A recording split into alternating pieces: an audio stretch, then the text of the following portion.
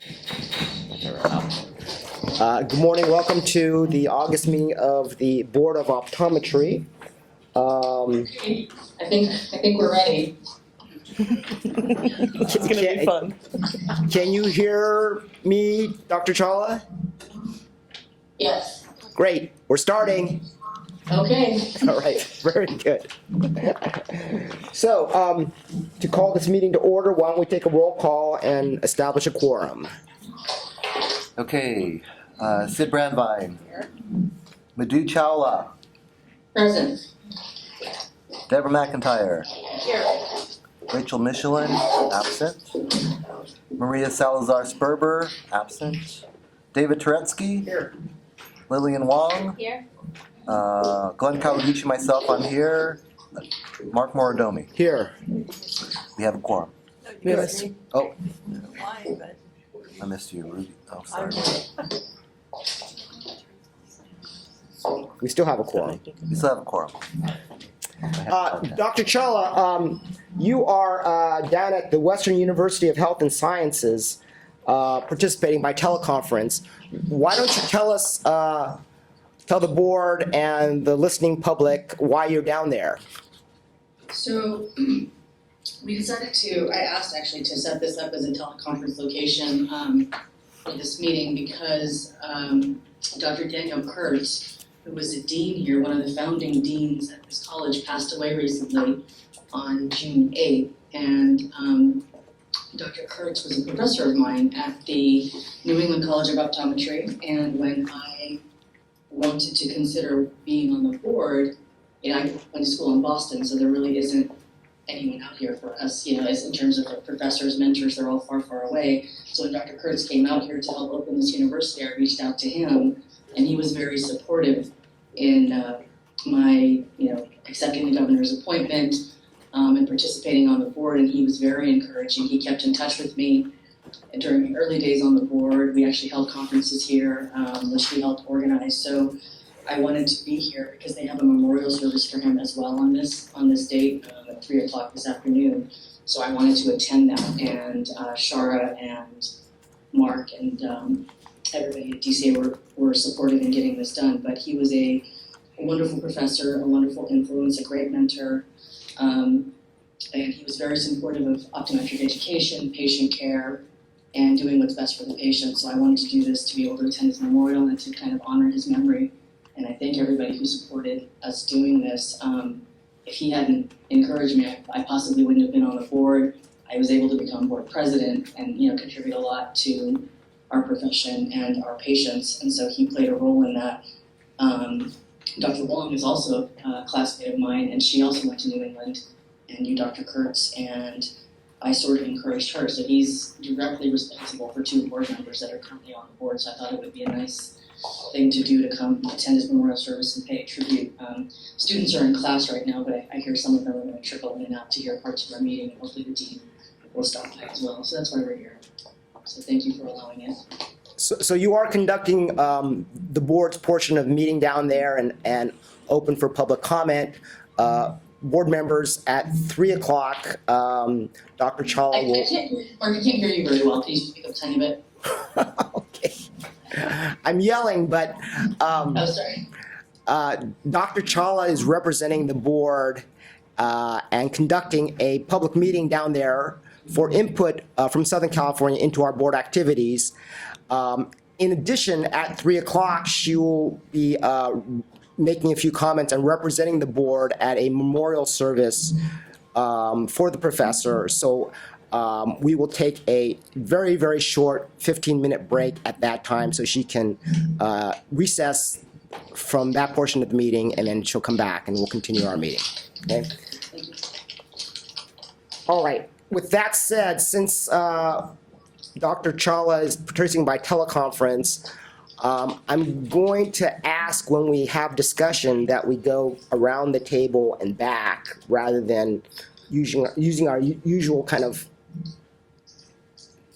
talking on the fly, so that she can understand who's speaking and allow her to speak at the end of that circle. All right. Item number 2. Okay. Item 2 is public comment for items not on the agenda. As is obvious to the people who are here, we're guests of the Berkeley School of Optometry in these wonderful surroundings. I see the dean in the audience. I was wondering if the dean had any comments on items not on the agenda. I understand you'll be speaking on one of the items on the agenda later, but since you are hosting us, we'd like to say hello to you.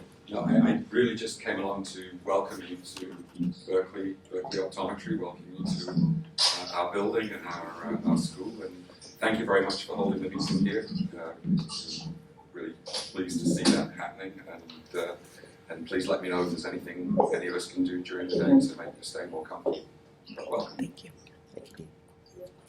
Are there any other members of the public that wish to speak on items not on the agenda?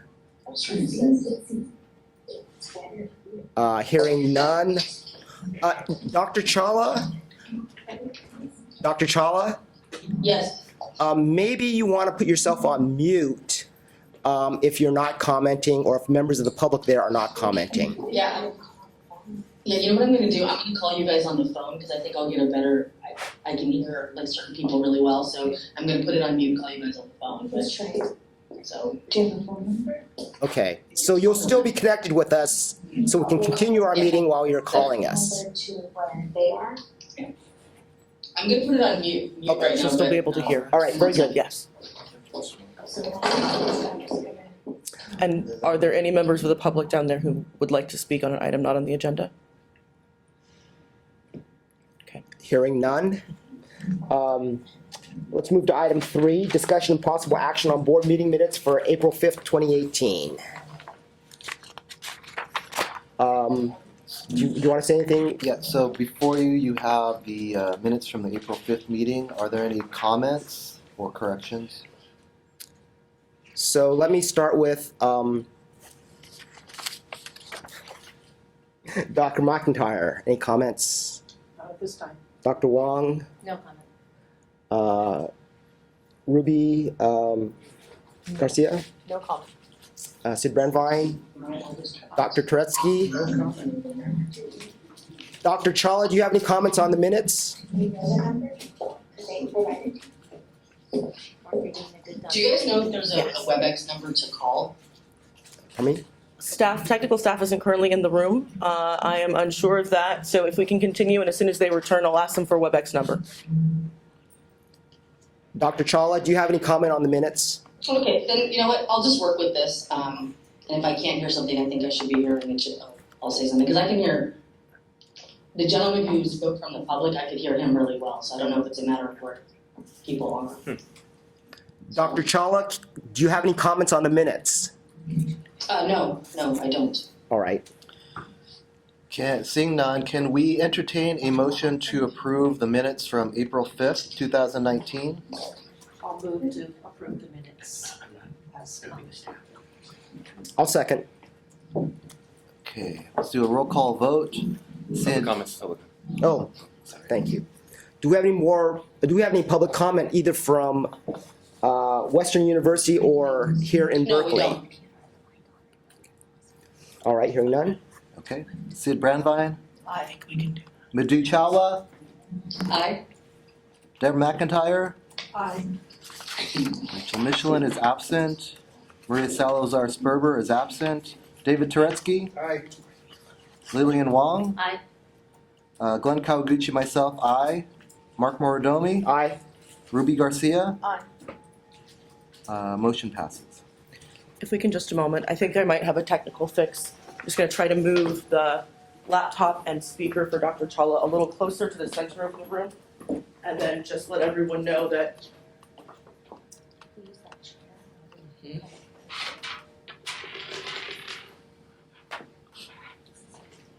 I think if we leave that there, I'm gonna set this here and then set this here in the center. And folks know if you'll project as you're speaking into this microphone, this speaker here, Dr. Chawla will best be able to hear us. Actually, I can hear Char perfectly clearly, so yes, that will be fine. I'll mute when I'm not. Oh, I didn't know she was on the screen. Yeah. So it sounds like this mic doesn't work. This mic is for our webcasting, so this is to make sure that folks in webland are able to hear us. So Mark, these are outside voice not down. Okay. Let's move on to the next item on the agenda, which is, I believe, the president's report. I know I submitted something in writing, but since this is my very first meeting as president, if you would indulge me for 5 minutes. 4 years ago, the U.S. Supreme Court struck down the actions of the dental board in North Carolina because that board was doing more to protect its dentists and professionals against competition rather than protecting the consumer's interests. That is far from the case for California's State Board of Optometry. We made history again this year. For the second time in a row, the board members elected a non-optometrist as its president. In fact, both candidates for the office were not optometrists. Attendees at the annual ARBO conference, ARBO stands for, The Association of Regulatory Boards of Optometry. right, that our executive officer attended. When Shara attended and mentioned these interesting facts, her response was, their response was, well, they can't even imagine something like that, a non-optometrist being president of the Board of Optometry. This is a small example of the dedication of each of our board members, doctors and non-doctors, have for the priorities of the board, which are patient protection and access to health care. The actions by this board this past year are further examples of this dedication. Last year, under the leadership of Board President Sid Brandwein, we had a number of notable accomplishments. Let me list a few. The board continued to review archaic laws and regulations that limit access to health care for Californians that have no consumer protection purpose behind them. The board successfully introduced a law that eliminates the 2-office limitation on the number of branch offices an optometrist can own. The old law, in place for 64 years, limited competition. It also weakened consumer access to eye care. When optometrists in rural and underserved areas retired, the prior law prevented other doctors from continuing the retired person's practice. This forced consumers in these areas to travel great distances and pay higher prices for care. We convinced the legislature and governor to change that. We also successfully supported a law authorizing optometrists to administer vaccines. Now, when I mention this to my friends, they kind of look at me and say, optometrists giving vaccines? But if you think about it, and think about the recent nationwide outbreak of measles, that underscores the need for increased public access to immunizations from any qualified healthcare professional, and we supported that. We continued the fight in the legislature, so far unsuccessfully in the face of industry opposition, to inform parents about the need for comprehensive eye exams for children starting school, so that their kids could see the blackboard, or I guess in this day and age, to see the projector screen. The enforcement unit issued the largest number of citations in any fiscal year in our history, while at the same time decreasing the average number of days to impose discipline by 12%. Additionally, there was an 86% increase in transmittals to the Attorney General's office for enforcement. Now, as far as what I've done, I've only been in this office for a month, and I have attended the Executive Officer Salary Study Meeting conference call on July 12th. The Department of Consumer Affairs presented its long-awaited study and answered questions from the audience. I think we discussed this study back when we were considering our executive director salary.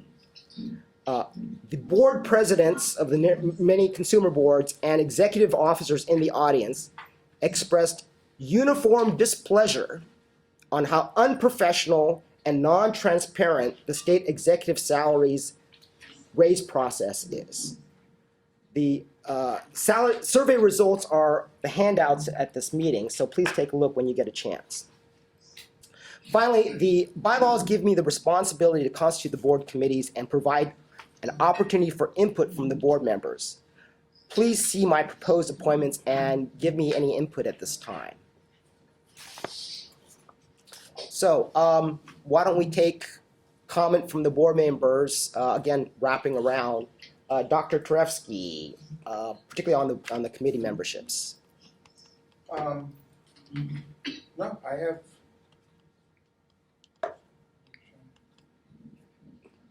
No, I don't have that one too. I'm fine with it. I am on 3 committees and that's more than anybody else. I'm more than happy to do that, or you can drop me down to 2 and give somebody else the opportunity to do it, whatever you want on that, but I have no comments or questions. Yes, and if I may interject, we're gonna someday get another board member. So relief is coming. Okay, Ms. Brandvine, No comment, no. Thank you. I'm happy to serve. Ms. Garcia, I just like the organization. Dr. Kawaguchi, No comment. Dr. Wong, No comment. Dr. McIntyre. No comment. All right. I don't think this requires any board vote, so let's proceed to the next. Dr. Chawla. Oh, I'm sorry. Dr. Chawla, I'm fine, no comment. do we have any comment from the members of the public, either here or down in Southern California? None in Southern California. And seeing none up here, why don't we move to the next item, which is the election of the board secretary? Do you want to introduce this, Madam Certainly. Executive Officer? So due to a tie vote for board secretary at the April 5th, 2019 public meeting, an additional round of voting for secretary is required. In an effort to promote greater inclusion in board business management by a greater number of board members, Ms. Garcia has declined her nomination for the office. For consideration today is the nomination of Dr. Deborah McIntyre. And within board materials and public materials is her public statement. So if we have anyone who would like to move. Can I move? I can move. I'll move. I'll second. All right. Do we have any, we should take comment from the board members and then from the public? Okay. All right. So from the board members. Sorry, let me just interject. You're doing an election, Right, right? So right. there's no public comment required because it's not a motion. Okay, fine. And do we, So it's a nomination, so then. The just a motion is nomination, fixed you to the have to nomination. ask if the candidate accepts, and then you can move to the voting, okay, and then you're done. fantastic. Does the candidate want to say more words? No, I look forward to the opportunity to serve in a greater fashion for our board, and I accept the nomination. Thank you. Thank you. Thank you for being willing to serve. All right, with that, why don't we take a roll call vote? Okay. Sid Brandvine, Yes. Madhu Chawla, Yes? Deborah McIntyre, Yes. Rachel Michelin is absent, Maria Salazar Sperber is absent, David Turetsky, yes. Lillian Wong, Yes. Glenn Kawaguchi, myself, I vote yes. Mark Morodomi, Yes? Ruby Garcia, Yes. she is elected unanimously. Congratulations. Now the work begins, right? Or Work apologies, whichever we prefer. All right. Moving on to board item number 6, the executive officer's report. Good morning, all. Within board materials and public materials, you have written reports from our enforcement units, our examination and licensing, as well as our legislative and regulatory updates. In the board's review of the materials, I got a great bit of insight from Dr. Kawaguchi and just wanted to provide a little bit of clarity on the licensing report. So this is page 31 of 151, paragraph 4. Here we reference improved processing times. Wanted to give you guys some greater clarity into that. We were able to shave 9 days off of our exam processing time. And in fiscal year 18-19, we were able to process 84 more licenses than we did in fiscal year 2017-2018. We are now at the place where all new graduate applications, or most new graduate applications, are complete. We've received NBEO scores, we've received transcripts, and so we're now working through that process. We have processed 198 applications. We have 160 or so to go.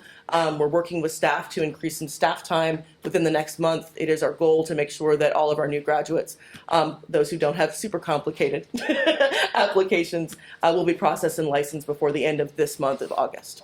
I will open for any additional, so my report essentially is and along with that, I want to make sure, because it's comment on everything, right? So I go through all of my items and the board provides comment, and then, okay. So my report, aside from the updates on our enforcement, licensing, and ledge, and I suppose I should probably give you, trying to be in the interest of time, an update on our sponsored bill we'll talk more about later today, but is moving through the legislature and has received no votes. But we'll get to more of that. Just a little quick update on the legislative and regulatory update. Then to let you know that covers A, B, and C. And so then D is my attendance at the ARBO convention in St. Louis in June. Was an excellent opportunity to meet with other boards, their board members, their executive officers. Had a really great discussion and roundtable several times with executive officers from throughout the nation, discussing telemedicine, discussing the registration of assistants, a wide variety of topics. We also, too, are glad to know that we've been approved for next budget year, as much as budget works right now, right? As much clarity as we have for 2 spots for next year's conference. And so I think that, as we talk through April 5th meeting, I think that the conference is a really great opportunity for our ODs as well. And so I'll be really excited next year to be able to attend with one of our OD members in order to get even greater sense of the professional knowledge in the room and to understand how we can really impact our regulation and our statutes with what's going on nationally. And so in that, I am bringing to you today a few of the presentations that were presented at ARBO, particularly on telemedicine. We've had some interesting developments, and so wanted to just have you hear straight from and let us kind of pick that discussion back up. I know it's something, of course, that the board has discussed before, but technology changes, and so the way in which it's applied changes, and so wanted to begin that conversation anew. So that is why today's discussion on telemedicine has been brought to you, and you'll hear speakers that I had the pleasure of hearing, Dr. Quadros and Dr. Bailey, who we can hopefully get remote on telemedicine later on this morning. So with that, if there are any questions from the board regarding the 4 reports. Okay, so Dr. McIntyre, any questions for the executive officer? No questions. Dr. Wong? No questions. Dr. Kawaguchi? No. Ms. Garcia? No. Ms. Brandvine? Questions. Dr. Turetsky? No. Dr. Chawla? No? And I have no questions. Thank you. All right, with that, I know that we're working on lots of tech today. So not only is Dr. Chawla in Southern California at Western University of Health Sciences, we are also very happy to have Dr. Bailey from the Ohio State who will be participating via WebEx as well. I think we do have. She's gonna get on as soon as she can. Okay, great. So I think we'll go ahead and we'll start with Dr. Quadros. Awesome. So I want to then.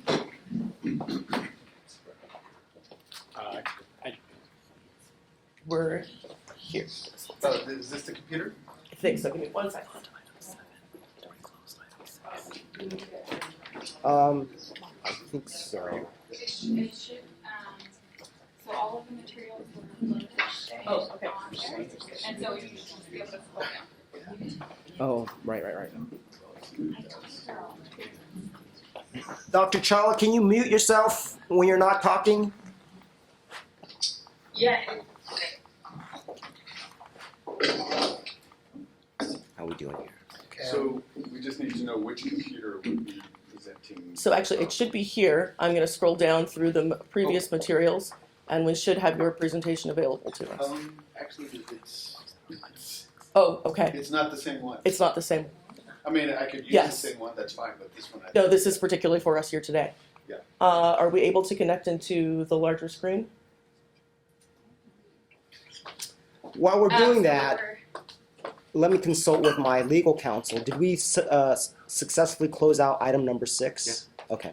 And Mark, if I can make a quick statement? Yes. Just so the board knows, Dr. Quadros is a consultant for my group on telemedicine. So I have worked with him and know him. Great. Do we need to go get IT from this? Yeah, Annie?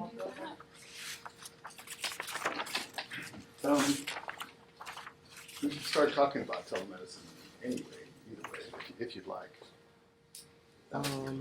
Give us one, it looks like she might be maybe getting to. Yeah, give me a second here. Let's see. Do you know what it's We called? can always just. Yeah, so it'd be the flash drive. Can we Yeah, you can move that pause and just have Patrick use the No, that's thing? Bluetooth. So That it'd be- Patrick, Oh, that, okay.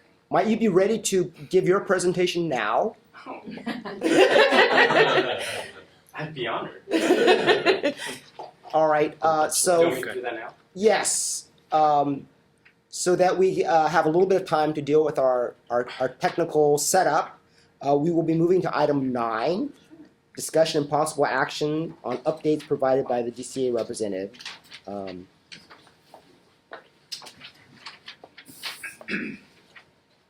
Good morning. Good morning. I'm always ready to spring into action. We appreciate Thank it. you for being on time and ready to go. Of course. Good morning, President Morodomi, Vice President Kawaguchi, Executive Officer Murphy, and members of the board. Good to see you all in beautiful UC Berkeley. As an alumni of UC Irvine, it's always an honor to be at the original University of California, just a short walk away from Sproul Hall and the birth of the free speech movement. So thank you, as always, for giving an opportunity for the department to provide an update to your board. For the purposes of the minutes and for the record, my name is Patrick Lay. I'm the Assistant Deputy Director for Board and Bureau Services at the Department of Consumer Affairs. I actually have a short update for you today, starting with our DCA director. As you know, former director Dean Grafilo left the department earlier this year, and the governor's office continues to work towards identifying a successor. The DCA executive office is preparing to ensure a smooth transition as soon as a new appointment is made, and of course we will let you know as soon as we have news regarding leadership transition. Since my next update is regarding the director's quarterly meeting, although we are without a director, business must go on. And so on June 3rd, Chief Deputy Director Chris Schultz hosted the DCA's quarterly director meeting. During this meeting, he communicated his commitment to performing both roles during this interim period to ensure we keep the lights on at the department until a new director is appointed. During this transition period, Mr. Schultz encouraged executive officers and board members to send ideas regarding cross-cutting projects that we could collaboratively work on, and suggestions where new leadership and the Newsom administration could focus on. My next update is regarding the executive officer salary study, which President Morodomi alluded to during the President's report. I know it's a topic that is truly important to the board. So as you recall, the department retained KH Consultant to conduct an executive officer salary study. The study aimed to provide an in-depth analysis of programmatic and operational complexities of DCA boards and bureaus, specifically looking at determining how the role of executive officers have evolved or transformed over the years. The study also provided a benchmark salary comparison from other states. On July 8th, the executive officer salary study was distributed to executive officers and board presidents. In addition, the executive office hosted a meeting to discuss the findings of the study on July 12th. Our team would like to extend our sincere appreciation for everyone's patience on the release of the study, which I know took a bit of time. In terms of next steps, we will be reaching out to our boards to set up one-on-one meetings with executive officers and board presidents to discuss program-specific findings. In fact, I am currently working with Executive Officer Sharon Murphy to find some time on the calendar with President Morodomi, and we look forward to talking with you more about the study. My last update is an exciting one since I'm a self-proclaimed data nerd. We are excited to announce the launch of our DCA Open Data Portal. It's a publicly accessible one-stop shop for all licensing and enforcement data. Through this data portal, users can obtain information on licensing, so active applications, active licenses, renewed licenses. On the enforcement side, users can obtain information on complaints, investigations, and formal discipline. The data can be downloaded in Excel and PDF and PowerPoint and is accessible for all 38 boards, bureaus, and commissions that make up this DCA family. And really, this open data portal is really a larger effort for DCA to make data more transparent and available to the public. So if you are a board member or a member of the public, I highly encourage you to check out our data portal. It's on www.dca.ca.gov. On top, you see a banner, and there's a tab called Data. Click on it, and that's where the magic happens. So that concludes my update, and I am happy to take any questions that the board may have. Dr. Karofsky, do you have any questions for our representative? I do not, thank you, Patrick. Ms. Brandwein? No questions. Ms. Garcia? No, I didn't like your data update, that's great, I'm gonna check that out. Dr. Kawaguchi? I have none. Dr. Wong? No, nothing, thank you. Dr. McIntyre? I just want to thank Patrick, very clear, concise presentation, appreciate it, but I have no questions. Dr. Chawla? No questions. And I have no questions. All right, so thank you. Thank you for having me. Dr. Quadros, we'll move back to. All right, so shall we start with Dr. Quadros? Yes, that's great. Okay.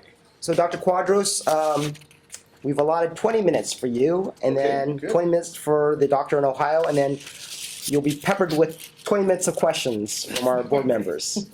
Okay, great. Just anywhere, I guess it doesn't matter, right? That works. Right here. Wherever, I'll make it work wherever you. And really the point of this is to have a discussion about telehealth. A lot of people have been thinking about it lately. I think some people are nervous. At the ARBO conference, it was really encouraging to see a really thoughtful statement about telehealth and support, actually, to see that that it's obviously going to be part of our profession in the future. It's good to know that the other regulatory boards across the country are cognizant of that, and it's. I think now we just need to figure out, get a little bit deeper into how exactly is it going to affect us. I mean, we have an idea of how telehealth, it works, but I think we need to get into the little particulars because I think that's what's going to make a difference in terms of how our society is going to benefit from this evolution. Yeah, so I'm going to talk only very briefly about our past with telemedicine. As you can see from the picture, it's an idea that's been around for quite a while. And how the telehealth use cases have evolved, maybe it's not obvious how the bulk of telehealth will be used in our profession. And then talk a little bit about artificial intelligence, because somehow those two are always linked. And even though they're very different things, but it's tech, so they're linked together often. And end up, redefining what our role is as healthcare providers. Please, if anyone has comments, questions, I think that really is more important. So please stop me at any time. All right. This is a typical slide that we put up. We started in telemedicine back in 1993. With a $9,000 1.3 megapixel camera. And the 1996 telemedicine bill came out in California, maybe the first one in the country. And everybody was pumped. Nothing happened for 20 years. But we kept at it because we had a need to fill, essentially taking care of people who had very limited access to eye care. That was really the point of us starting. And we did some demonstration projects, China, India, through UC Berkeley, and then really I formalized my own concepts by going back and getting a doctorate in medical information science. And out of that came our diabetic retinopathy screening project, which actually started as a curbside consult. So nowadays, e-consult is one of those use cases that's really taken off, where you can pick the mind of a super specialist through electronic means. We started out with that. Honestly, it didn't work so well, so we focused on diabetic retinopathy screening, and that's taken off over the last 16 years, Can you explain what diabetic retinopathy is to those of us who are not ODs? Oh, sure. So, the main cause of blindness among working age adults, adults 20 to 65, is diabetic eye disease, diabetic retinopathy. It's a complication of uncontrolled diabetes. And the reason why people are going blind is because they're not getting to treatment in time. Treatment can be up to 95% effective, but people don't go. They have many other things going on, there's other issues. The list of issues is really long. So, I mean, we could just talk about diabetes all afternoon. Very complicated issue. Bottom line is that they were not getting eye exams. The idea is if they had an eye exam, we could identify those who were at risk of vision loss, get them into treatment in time. And so that's where telemedicine has taken off. The telemedicine, the way it works is you take a picture with one of these cameras over there in the picture. The image gets transmitted through the internet. We have professionals, optometrists and ophthalmologists reading the images, providing a consult back to the primary care provider who can then triage the patient in a timely manner. So that's the way that works. Any questions about that? All right, and so we've been doing that, gotten almost, well, we have 5 million, or more than 5 million images already collected from patients throughout the country and in other countries. And we've also incorporated it into our curriculum here at UC Berkeley in 2011. We started the digital health class, so all of our students go through a program where they're trained in interpreting retinal images and understanding the world of community healthcare, which is where we live as IPAX. Full disclosure, IPAX is a separate company, and I am a principal in that company. All right. So 2019 is doing, it's the growth rate is very good. We're happy to see that. More and more users, more and more acceptance. It's really kind of a no-brainer.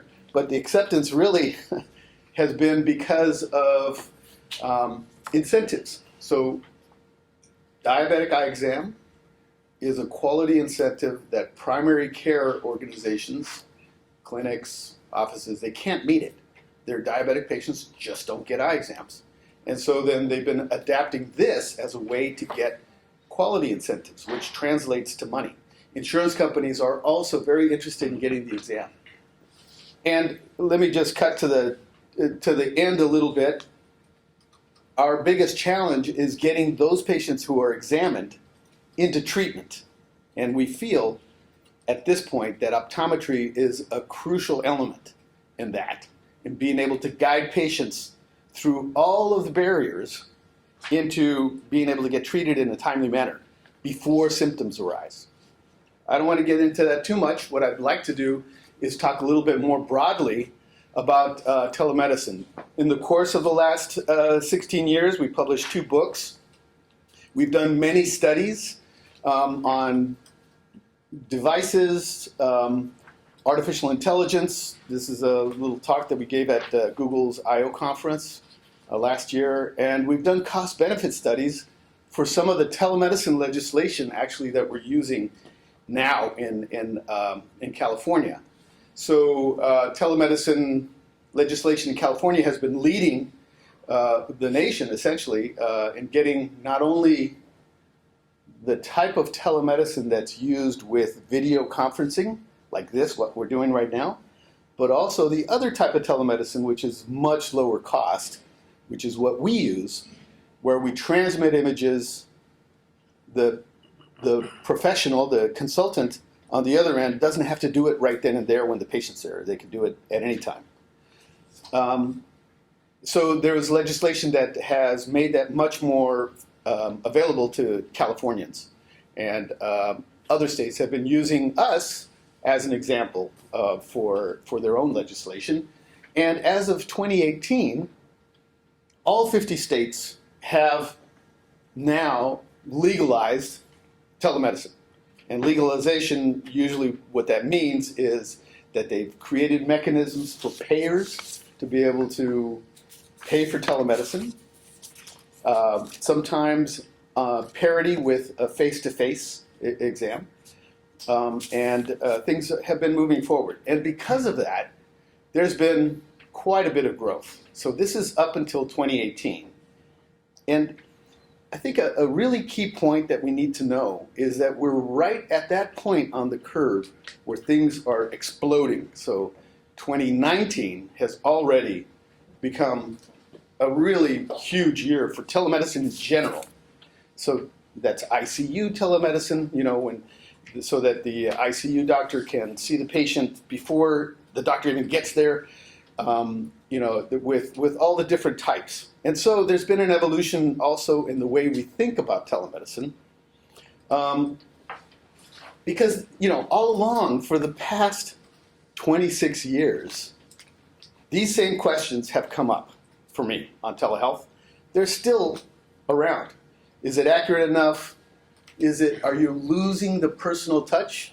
I think it was at Arbo, there was an optometrist from one of the Midwestern states.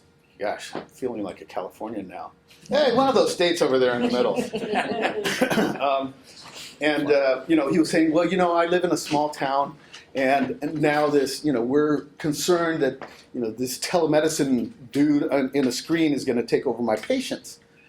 And so we had a discussion about that, and there weren't any any really good answers.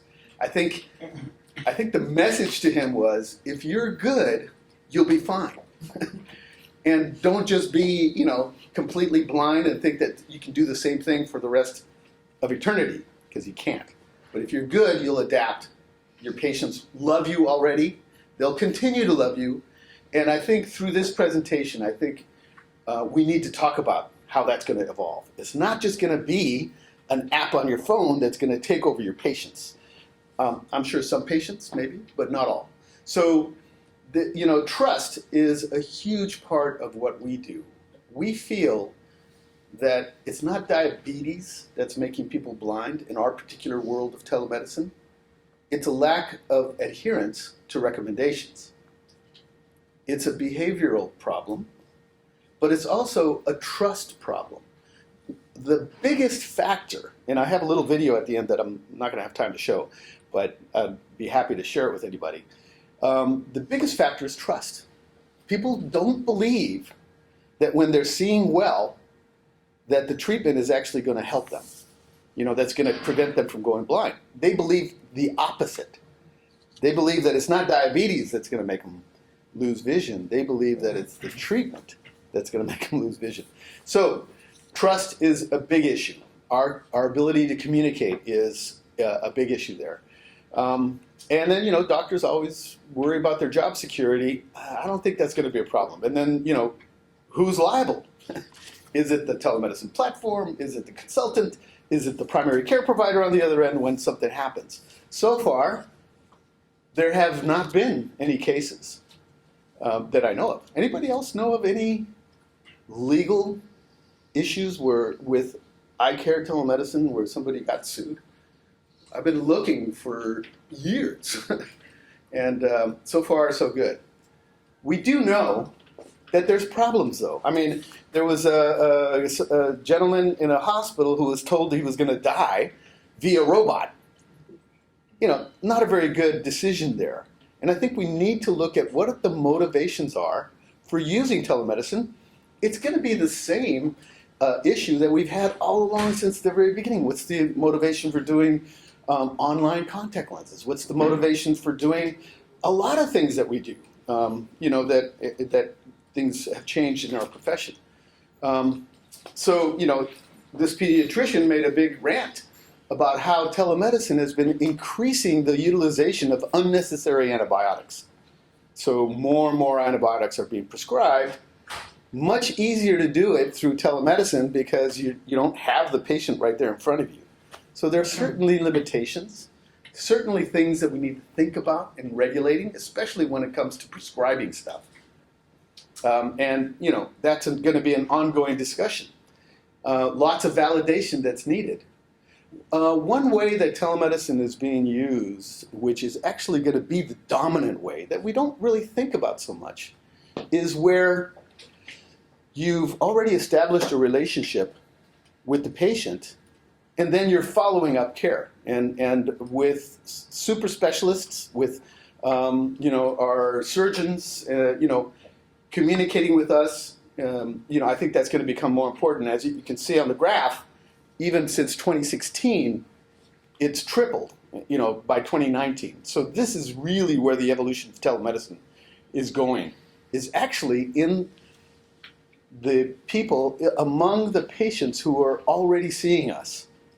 And it's becoming easier. I'm sure everybody in this room has an app that they can communicate with their doctor, sometimes do telemedicine visits, and that. So the way that we see the technology and this mode of practice evolving is not just diagnostic services, where we've been for the last 20 years, but in longitudinal care. It really is amazing how, when you organize your data and your information, you can make better longitudinal decisions about glaucoma, about a lesion that is changing shape in the retina or on the eye, about the progression of whatever disease that they have. So the longitudinal care is, I think, going to be a big piece of telemedicine in the future. Coordination of care. Now eye care, the NIH and all of the other departments are really now more than ever embracing optometry as one of the chronic disease players, and we're shaping our role as part of the healthcare team. So coordination of care is going to become one facet where telemedicine really makes things a lot easier. Telemedicine, e-consults, sharing information. And then there's this idea that's been emerging of virtual first. So with your providers, with eye care providers, regular medical providers, the first interaction that you have with your doctor is not when you make your first appointment to go see him or her, but it's actually through your virtual visit first, where you can triage a lot quicker and make some decisions before you have that face-to-face visit. And then post-acute care facilities, the use of telemedicine in skilled nursing facilities and other places, palliative care, that's exploding as well. So it's here. And 2019 is the year. And so we have to do something to keep it under control. So this is a little graphic that I did show at the other ARBO meeting. It kind of defines, it's a schematic view of the healthcare encounter. We no longer define ourselves as optometrists in our ability to gather data. It's not a matter of how well we do, convergence testing or flip the dials or and all that. It's being automated, it's being delegated, Also, applying knowledge is how we often define ourselves as healthcare professionals, but that has also been more dispersed. It's becoming integrated into the electronic medical records. We have super specialists that have to weigh in on issues that because of the explosion of knowledge that we just can't keep in our heads. So having access to knowledge is probably more important than having it in your head. And then the last one, which I think really truly defines us, is our communication with our patients, engaging them in behavioral change, not just educating them, because we know that diabetic blindness is not just because our patients just don't know that they can go blind from diabetes. We have a number of pictures in IPACs of professionals, in fact, even a retinal specialist, he didn't know that he had proliferative diabetic retinopathy. So it's not just a lack of education, it's really an engagement in care that I think is going to define us. How are we going to explain what it is to have a 23% chance of getting a disease or not? Or what a patient has to do with that, with the explosion of genomic information and other things that we're going to be collecting over the years. So, basically we're knowledge workers we process knowledge as optometrists, and we communicate that to our patients. And that's really the definition of our work. And as optometrists, we need to be engaged in how this technology evolves, or else we'll get these guys doing it for us. And I don't know, what do you guys think? Is that a good idea? You know, I mean, fun to have, you know, at Burning Man or something, but probably not for designing our healthcare system. This is the video that I'm happy to share. My time is up. But essentially, this is Esteban, who was part of this PBS show that they made about our program in the Central Valley. And wow, wonderful telemedicine. This is really cool, digital doctors. And then he gets up at the very end, he goes, you know, I had this treatment, but I don't know, you know, it didn't help me. I was seeing better before the treatment. And so definitely lots of work to do. Thank you. Thank you. So before we go to questions, why don't we have Dr. Murphy give her presentation. Bailey, Dr. Bailey. Dr. Bailey. Yes. Murphy. You're Murphy. I know. Like, nope. Have not completed a doctorate in the last 30 minutes, but thank you. Having this, the affliction of not knowing who's a doctor. So is Dr. Bailey ready? Yes. Dr. Bailey, are you with us? Are you able to hear us? I can hear you. Can you hear me? Excellent. Yes. Let me, can we move back to, Yes. yep.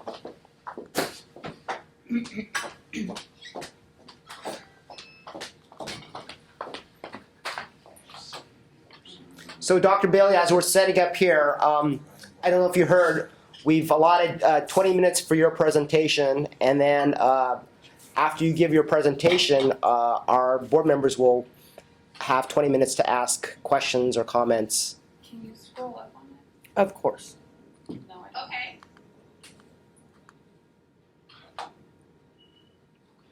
Okay.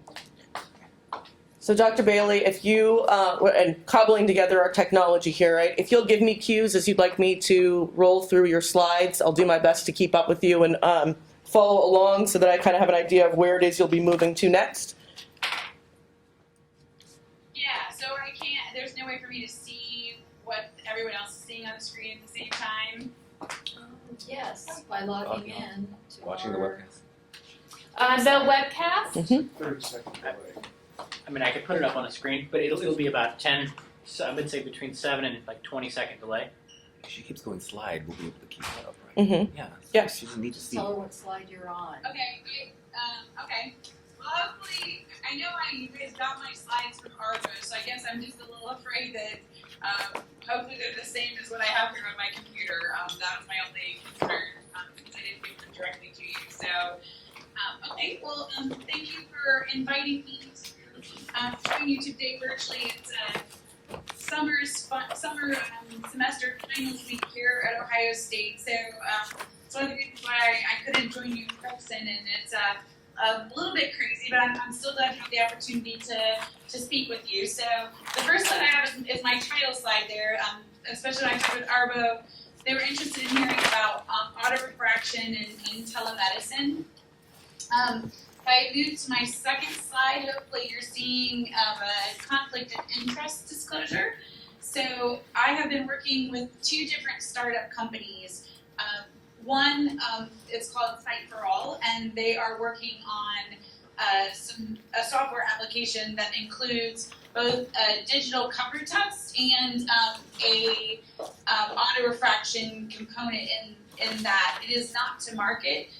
So it's still in development, but I wanted to make sure that you understood my areas of interest here. So certainly I hold several patents in this area, and I do, through the university only, actually hold an interest in Cypherall as a startup company, but actually to date I haven't made a penny off of it. So we're still working on that. So we moved to slide 3.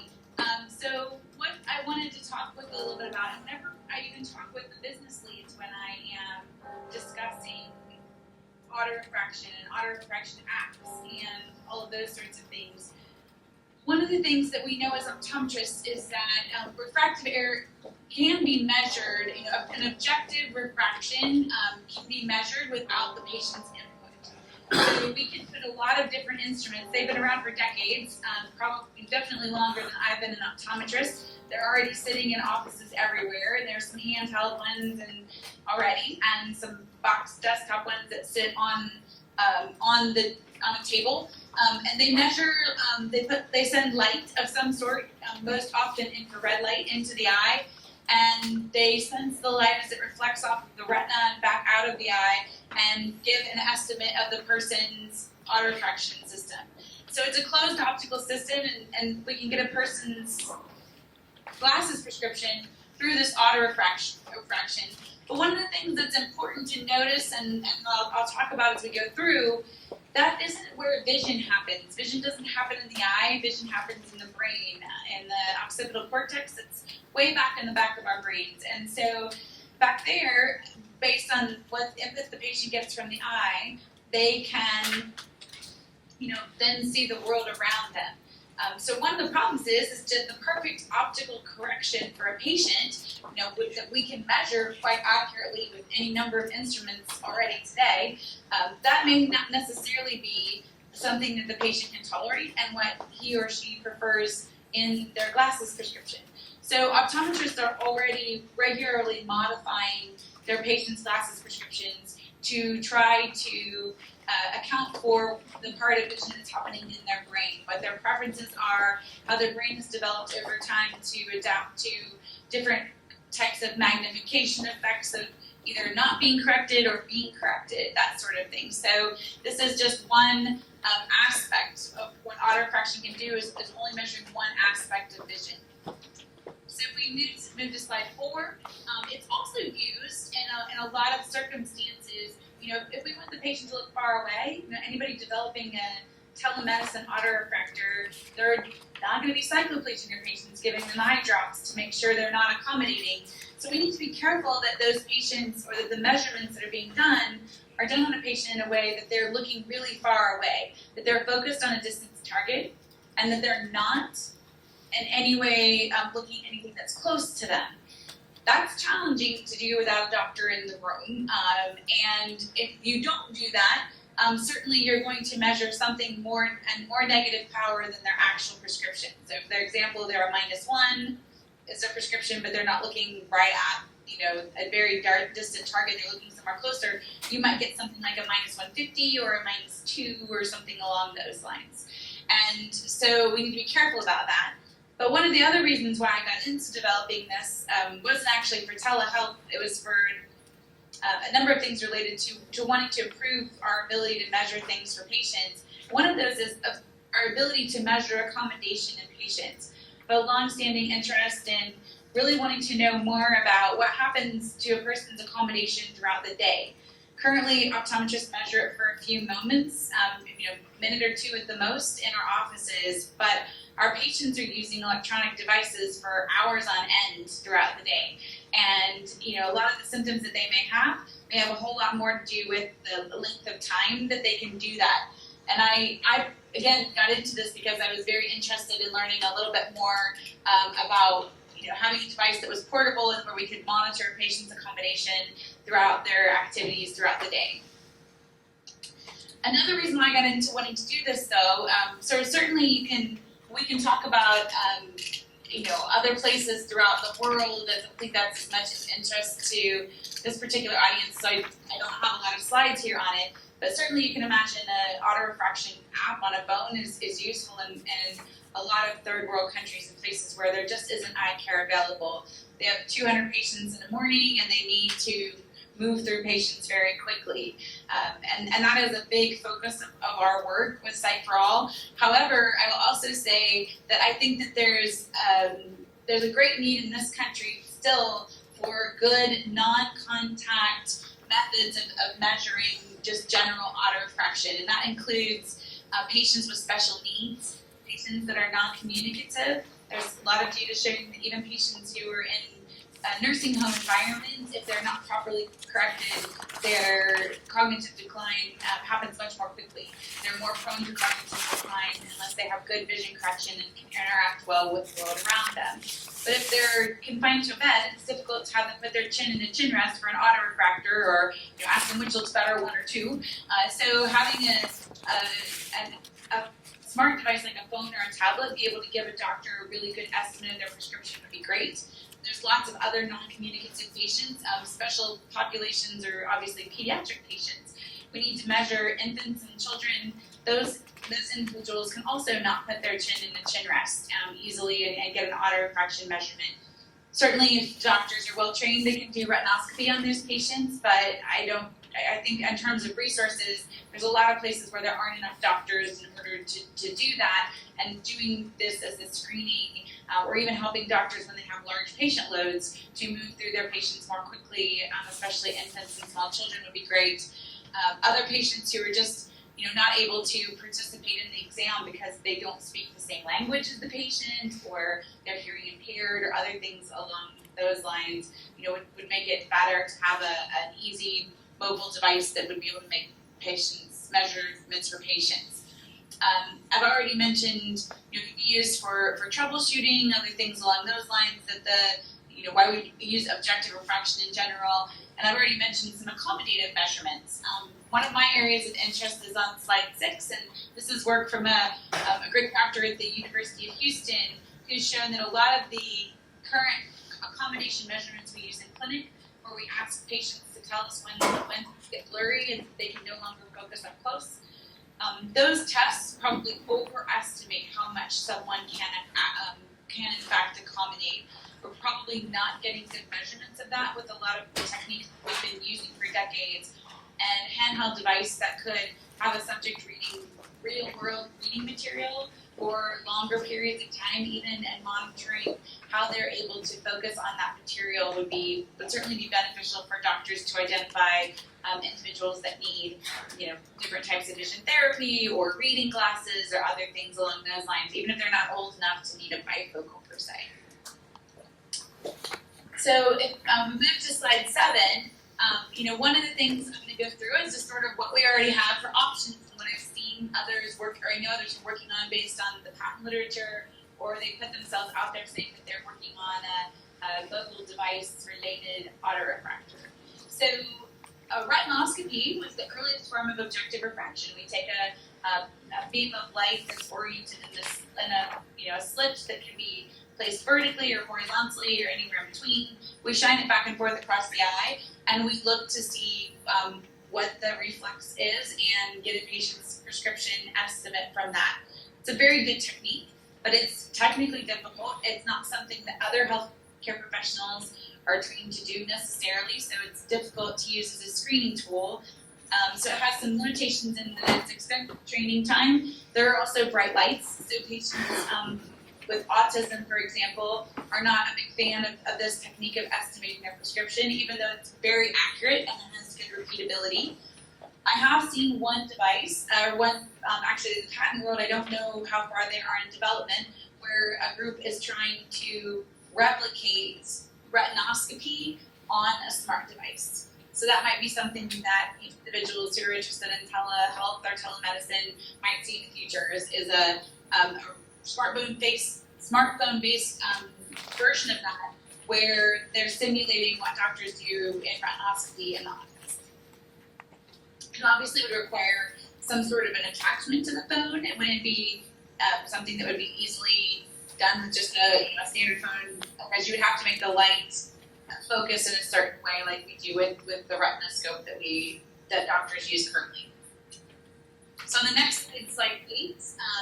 I wanted to talk a little bit about why this has been a big deal in the smartphone and app world, and that is that photorefraction, taking a picture of someone's eye and guessing at their prescription, and autorefraction are both easy targets in terms of FDA approval. Autorefraction is a Class 1 device, meaning that you must register your device, but you don't have to go through a 510K approval process or any other approval process for that matter. You have to have data on file, and the FDA might come and ask you to see it if they if they had a reason to look at your device.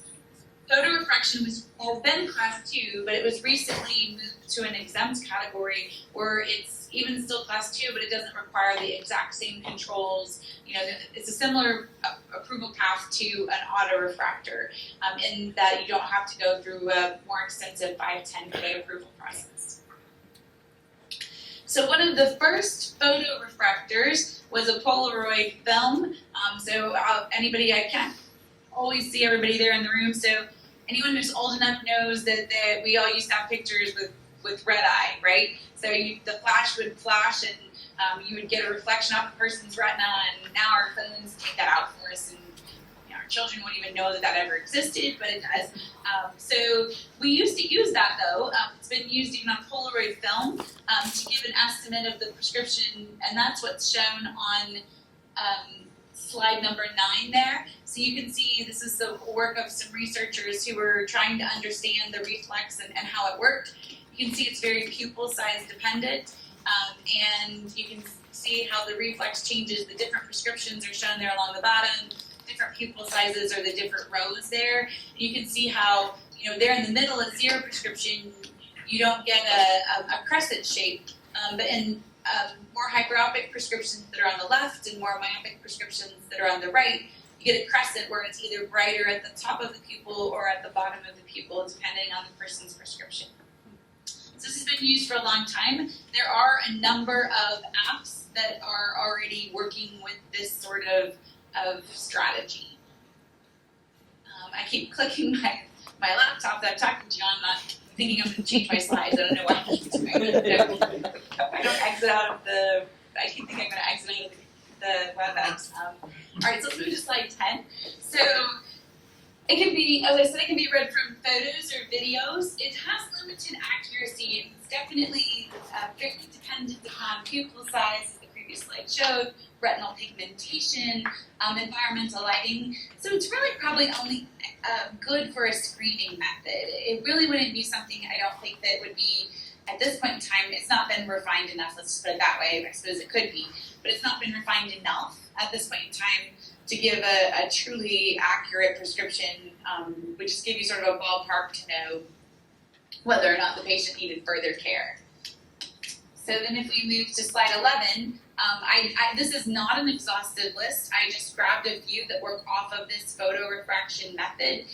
There's ones that you may have seen or heard of. So these devices have been around for a long time.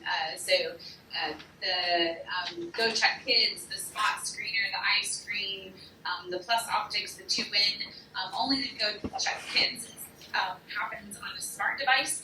The others are on very small, compact, and portable devices, though, that are used by individuals doctors who are working either in a pediatrician's office, and then optometrists who work a lot with pediatric patients might own one of these. But Go Check Kids is the only one currently on a smart device. But some of the attraction to smart devices that, these instruments themselves are several $1,000s, up to $8,000 or $10,000. So the idea that a smart device might be able to do this is attractive to people because it would be much less expensive hardware-wise. So if we move to slide 12, we have, I just gave you a sampling here of all of the different brands or models of ways that you can, all the different brand models use these 7 different principles currently to detect autorefraction in a patient. So different devices, a Nikon or a Topcon or different models will use one of these 7 principles, and they use these different ones to estimate a person's prescription. In a lot of cases, the devices I'm seeing come on the market to try to do this on a smartphone are in some way, shape, or form occasionally trying to stimulate this. We already talked about number 2, retinoscopy. But there were already some autorefractors built that did this, worked on a retinoscopic principle. So on slide 13, one of the things that we should always recognize is even amongst already sort of existing autorefractors, some are more useful than others, some are better than others, and in most circumstances, the best repeatability comes with cycloplegia. So when you see a company talking about that their accuracy is within plus or minus a quarter of a diopter, most of the time that's when they have cyclopleged or dilated the patient's eyes so that they can't accommodate. And the accuracy and repeatability drops off quite a bit when patients aren't cyclopleged and you use these instruments. In my research here at Ohio State, where we've studied nearsightedness or myopia development, we always cycloplege children to get an accurate measurement of their prescription. It's much less repeatable and accurate when individuals are not cyclopleged. So that's a challenge for using these devices in telehealth or telemedicine, in my opinion. So on slide 14, I wanted to make sure to get to this one in particular. It's showing you a couple of different devices that are out there. I keep hearing mixed things about whether or not these companies are still selling their devices, whether or not they're still in business, or whether or not they've been acquired by other things. Honestly, been so busy I haven't kept up on everybody else's companies and what they've been doing. So I'm sure you could look around on the web and find out for sure whether or not these are still for sale. But one of the things to think about in some of these cases is whether or not they're a true autorefractor. And we'll talk a little bit about that. On the far right is the Sight for All product. It's called Tessa, and you can see there that on the button on the screen, you click on that, and then it would take you through making measurements of the patient's eye for an autorefraction method. These other ones you can see use a smartphone, the one on the left and in the middle, but they attach something to the device. Sight for All is the only one I'm aware of that doesn't attach anything to the device. And we also don't use any of the 7 optical principles that I talked about back on slide 12. It's a completely different method that we developed in order to be able to do this, but not attach anything to the device. Dr. Bailey, as a time check, I have 3 minutes according to my watch. Yeah, sure, no problem. So on the next device, I think the last thing that would be good for us to talk about, I had a little bit more time, I think, when we were going through at Argo, but some of these devices that are used in self-refraction, especially some of them are sold, IQ is sold by a manufacturer of glasses prescription, glasses, online glasses sales. These are not actually autorefractions. The patient is doing a self-refraction here. They're making an adjustment to something on the screen to line it up to get their prescription. So in my mind, these are not autorefractions. They're not measuring the optical quality of the person's eye. They're doing something that the patient is participating in and may or may not be capable of providing an accurate prescription. So that's also something to consider.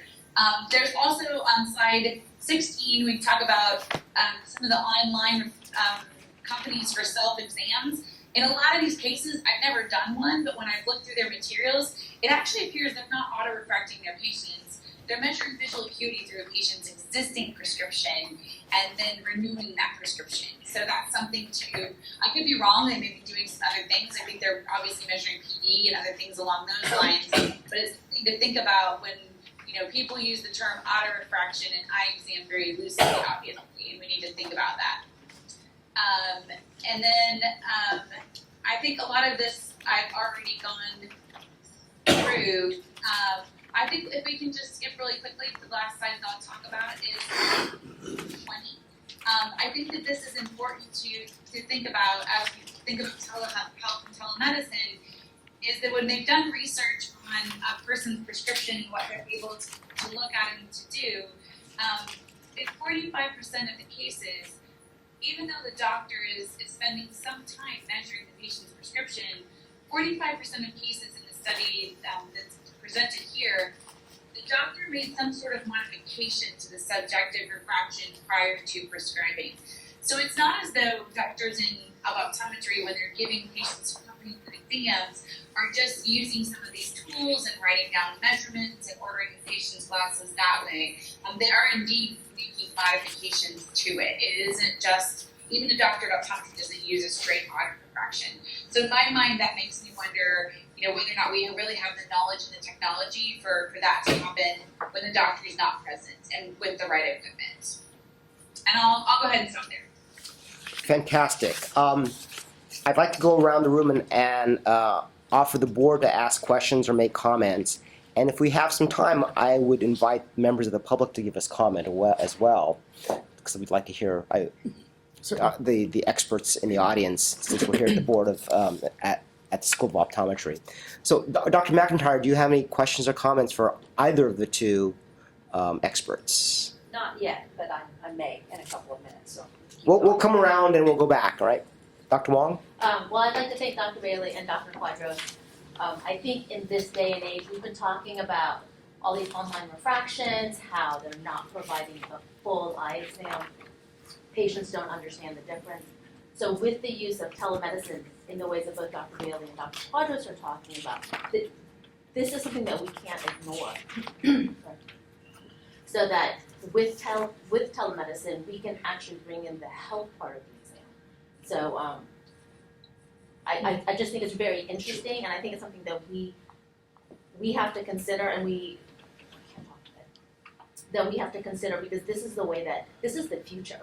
So especially in areas that are underserved, we need to have some sort of way for people to use their phones or apps or whatnot to incorporate technology. Hold on. Dr. Quadros or Dr. Bell, do you have any response? Yes, yeah, point well taken. And in the absence of rigorous validation, scientific validation, impartial validation, we have to rely on the motivation of the companies that are producing these apps.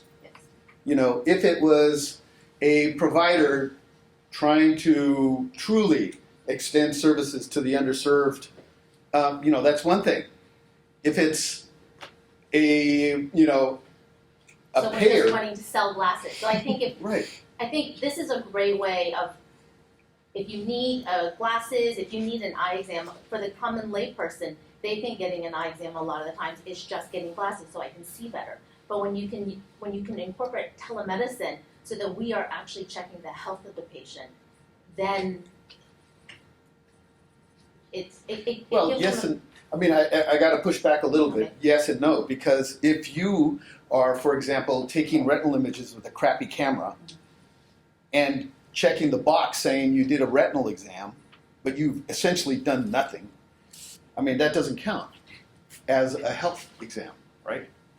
And, you know, it becomes a really slippery slope and really sticky when you try to figure out where should you put that threshold. As a regulatory body, how do you deal with that? You know, and we don't have the scientific impartial scientific validation to back us up there. And maybe that's what we should focus on, you know. Dr. Bailey, do you have any comment in response to Member Wong's question and comment? Well, I think a lot of what I talked about addressed that. I think that there's some challenges, and I'll defer on the retinal stuff because that's definitely not as much my area of expertise. But in measuring patients' refractive error, the combination part's the tricky part, and I think everybody ignores that. And I think the motivation, I agree, of the companies is huge. I mean, their motivations are not always in the best interest of a patient, for sure. Dr. Kawaguchi, do you have any comment or questions? I do. So the board's core responsibility is to the consumers of California and ensuring their protection. And one of the things that really struck me is on one of your slides, Dr. Quadros, you showed a ramp up of the use of telemedicine. And as we as a board look at technology changing so quickly and access to care changing so quickly, do you have any suggestions to us as a regulatory board of how we can stay abreast to ensure that we can balance being reactive, which we can be reactive, but also being proactive to protect the consumer? Yeah, I mean, that's a really good question, very difficult question, and it's going to be a multifaceted question as well, because you're going to need input from a lot of different people. One thing that typically happens with new technology, telemedicine companies, artificial intelligence companies, they create a board of advisors, and they're the usual suspects.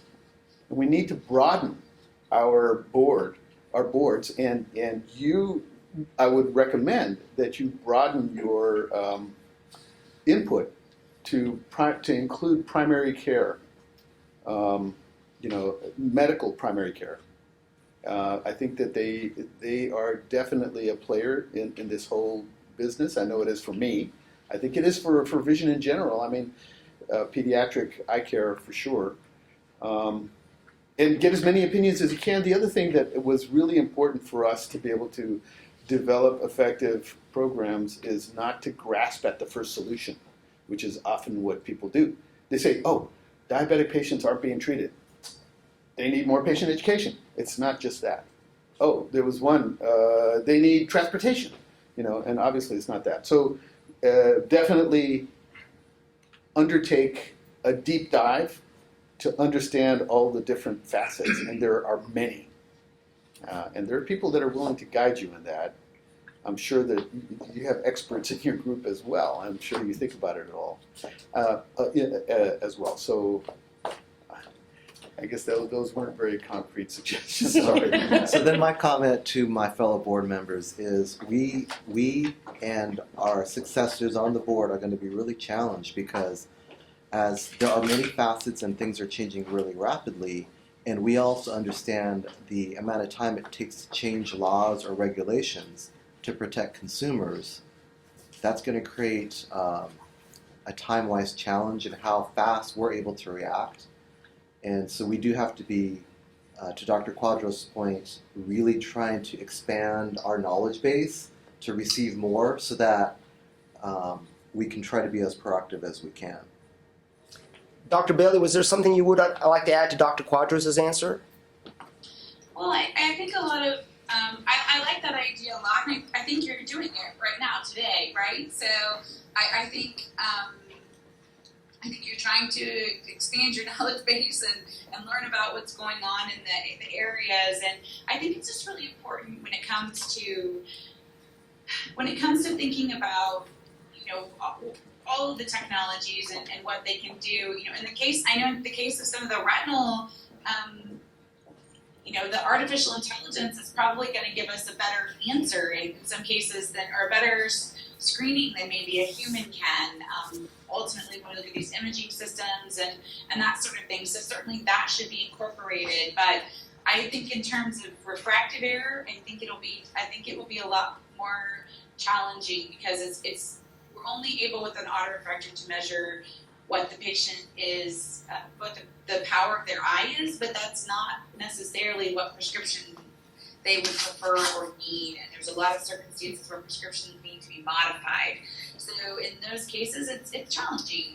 And I think public safety is one thing. I know you're also charged with making sure obviously that they have access to the least expensive care possible as well. And I think there's a lot of places where there are a lot of underserved populations that don't have any care. So depending on who you're talking about, the answer to some of these questions might change as to what's in their best interest. Thank you. I did want to mention one more thing now that just occurred to me, is that we also have to be in touch with our ophthalmology colleagues, because we may prohibit something in optometry which then does nothing because other eye care providers just step in and take over.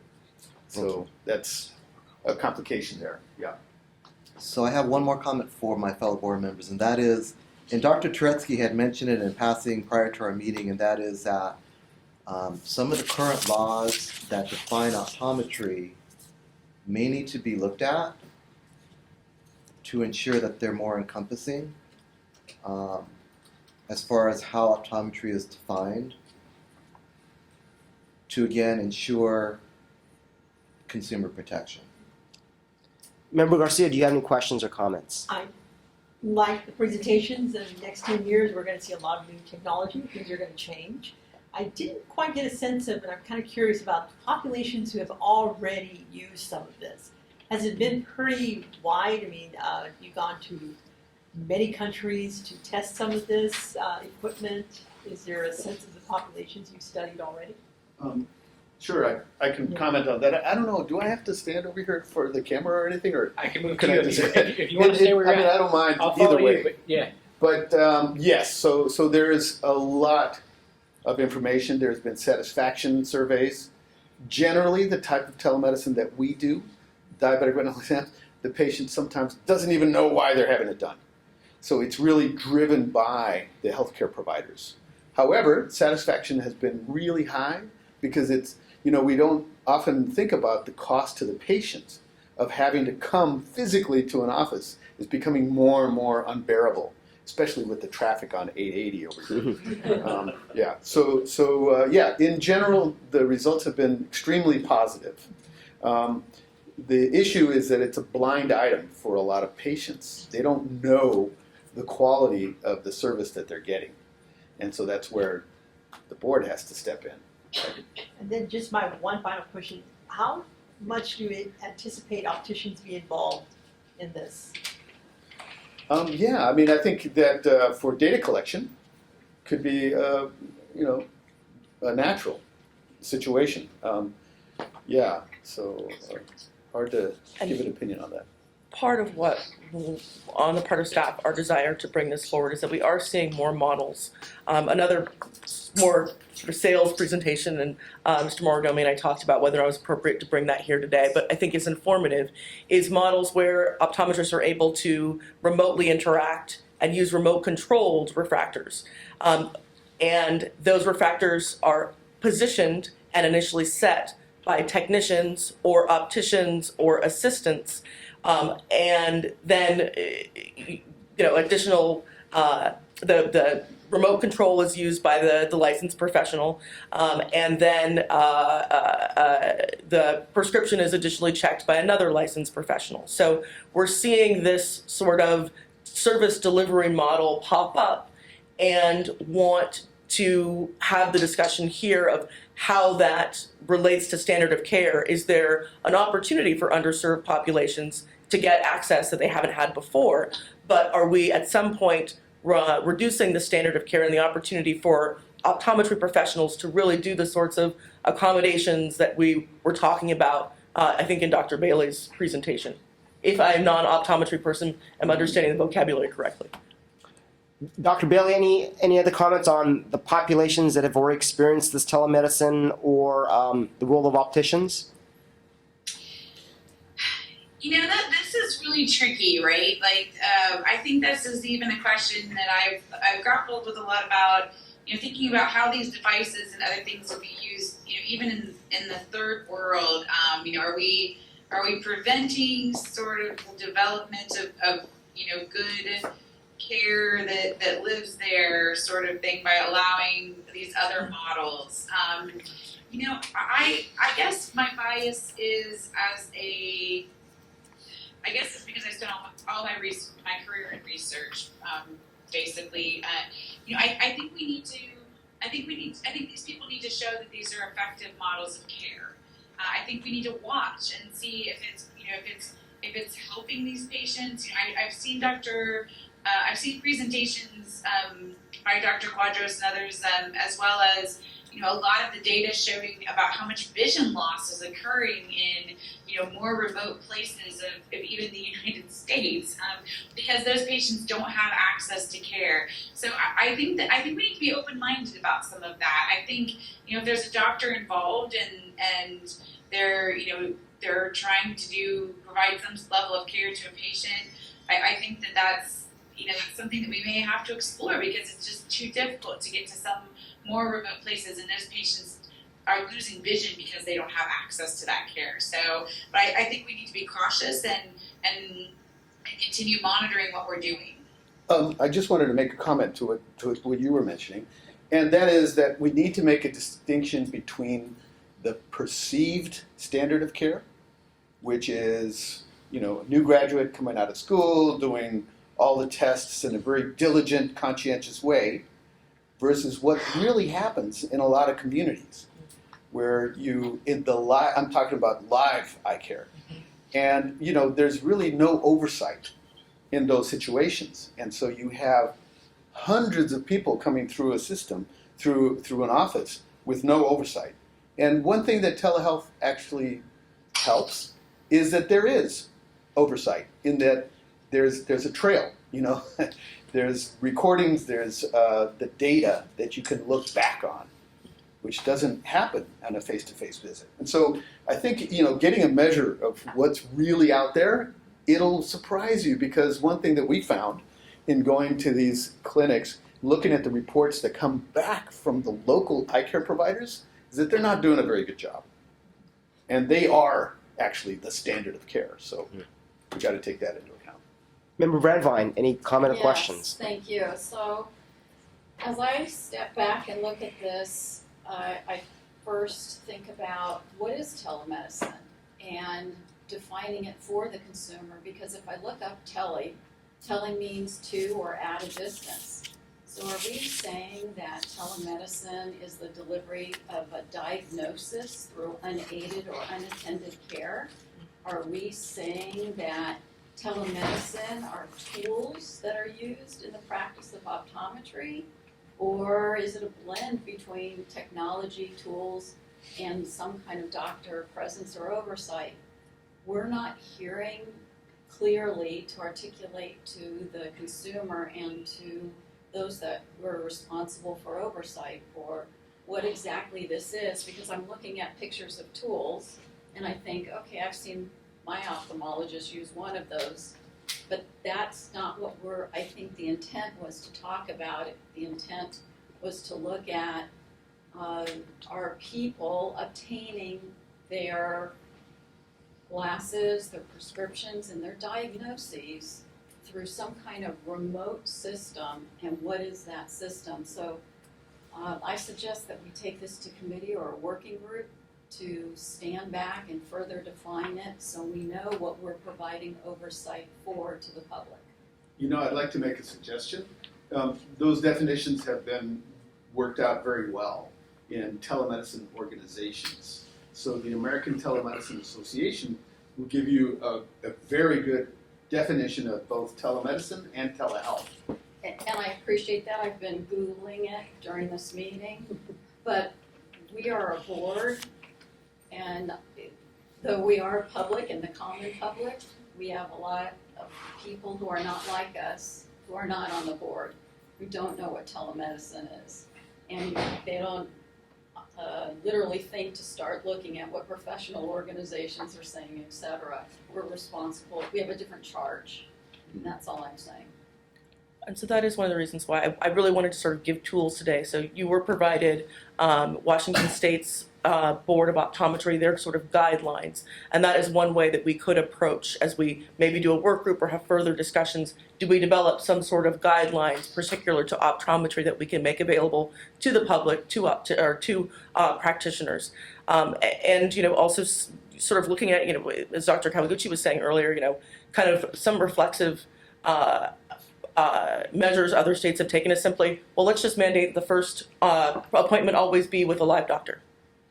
So I want to sort of throw these things out so that I think a work group is a great way for us, because I don't think we have defined what we think this is or how this really works or how we want to encourage access but maintain standard of care. And so today's discussion is sort of my wanting to start all of that with you. And so We have a vision and mission around this. Yes. And it's not clear to me what exactly it is. Dr. Turowski, do you have any comments or questions? Dr. Bailey, this is Dave Turetsky. I went to school with your dean, Carla Zadnik. Great. Question for you and for Dr. Quadros. In California for the last God knows how many decades, optometrists have been trying to legislate some type of incentive to have children have vision examinations prior to starting school or even while they're initially in school. And it's been fought tooth and nail by a number of groups. And I was wondering if there is anything that the two of you have come across where you could do effective, cost-effective vision exams of children and actually find out a good measure of their refractive status as well as their eye health status. Because right now with the screening methods that are being done for schools, 40% of the kids are being missed having some type of vision issue. And I was just wondering if there's an inexpensive and readily available way to do mass vision exams, not screenings, but mass vision exams by non-licensed folks. Sure. So one of the things I'll say is I'm a scientist and a researcher. So whenever I'm approached about this topic, I usually say, I don't have a strong interest in developing better tools, and I have a strong interest in other people figuring out who gets to use them and in what, whether that's a screening or every child getting an eye exam or anything else along those lines. I don't personally want to get bogged down in that aspect of it, because I think that other people know more about that and how that should happen than I do per se. But I will also say that part of my interest in developing all of this was because I had done a study in children 5 years where I went out to an affluent suburb here in the Columbus, Ohio area and monitored children and whether or not they became nearsighted and looked at their ciliary muscle, which is completely off topic here, so I won't say any more about that work, except that when I was there, I did vision screenings for the school nurses as a thank you to the school for me being there and they let me come in and disrupt their school for a couple weeks at a time every fall for 5 years. I saw a number of children who had, again, lived in an affluent suburb who had vision problems that had been missed. There were children with convergence insufficiency and no one knew they had it. There were children who I would pick them up to participate in my research study, and I'd pick them up out of the special testing room for reading at the school and take them out to a mobile clinic and measure them, and they had a lot of uncorrected astigmatism, which would absolutely have impacted their ability to see and read the board and everything else. And might not have been the whole problem with their reading. They might have had other things going on perceptually or whatever that a reading expert could tell you about. But certainly the vision problems were adding on top of it. I definitely think we need a solution to this problem, and my goal is actually, and the work I'm doing is to develop devices where we could quickly, and to do what you're saying, quickly and easily detect and identify the vision problems that occur in children, both refractive error and binocular vision problems. A cover test is an extraordinarily challenging test to learn to do after training students and seeing students learn how to do it here at Ohio State for a number of years, where again we have really great students. It's challenging, it's hard. So a school nurse that gets a 30-minute lecture on it once and then has to go out and do that on a whole bunch of children it's just not, they're not going to detect all of the problems. They don't have the training and the ability to do that. And so, but I would also argue that there are a lot of optometrists out there. If we went to, if we want so many pediatricians, nurses to do that training, they don't have it to do a good cover test. They don't have it to really detect detect refractive error unless we give them better tools. I would also say that, there are a lot of optometrists out there that probably don't really feel comfortable with their skills in that area, and if we went to every child having a vision exam in whatever state, by state decision was made, there'd be a lot of optometrists clamoring for that tool because they don't feel comfortable currently measuring children in that volume. So yeah, I don't know. I'm not aware of any tools I think right now are good enough, but it is definitely one of my research and professional goals to make those come into existence. So I would just like to add something if there's a couple of minutes. And so, personally, I think that there are tools, but the question really isn't about the technology; it's about the liability. So the liability is closely tied to the cost effectiveness. And so, are you holding the telemedicine program at the same criteria that you would for humans? What happens if you miss one child's healthcare problem? Is it different in a telemedicine setting than it is in a live setting where you are going to miss it? It's the same question for self-driving cars. At what standard do you hold the self-driving car? Can they never make a mistake? Or do they just have to be as good as the worst human? Or somewhere in the middle? And so really the question about cost, effectiveness, I think really depends on where you put the criteria of good enough. Dr. Bailey mentioned good enough. Is it good enough? That's a matter of discussion. and opinion. Is it better than nothing? Is that your criteria? You know, so I think first you need to define that, and I think the board really is the place to define that. Dr. Chawla, do you have any comments or questions? I do actually. I have several. First, thank you both for bringing the presentations and for giving us the information. I very much appreciate Dr. Bailey's perspective on what I perceive as her talking, like her dedication to quality, quality tools, quality technology to give us the right tools to the right care for our patients. Yes, you can sit there and debate, discuss, is it right, is it good enough? But having actually gone to other countries and served to give care to underserved populations, I've seen it, you know, both ways, where you're kind of thinking, well, at least we're coming here and helping them. But if you don't do it well, then really have you helped them, right? So it is an important conversation to have. And I also agree with Dr. Bailey's comments regarding accommodation, refreshment, you know, and then it's very difficult to control, because I have provided care to children in places that other people haven't gone to. You know, in India, I've done it, in Laos, I've done it in South Africa, I've done it all over the place. So I've used some of the older tools and technology. It is a challenge, you know. We've actually taken even regular autorefractors, they do a better job at some of the portable things that we had available. It was challenging, so I think it's important.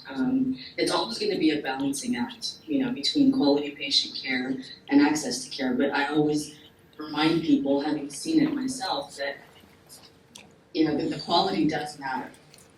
And going someplace and that person has very limited access to care, if you're their one shot, or maybe you get to go once every 5 years or 10 years, they should be getting the best that you can give them. So that is important. I'm also familiar with eye care packs. I work at Kaiser, so we use eye care packs. We're trying to integrate that into our eye system, but we use PACS technology all through the hospital. So I think it's a good technology. It's very expensive technology, but it's a good technology, and I think it's very useful.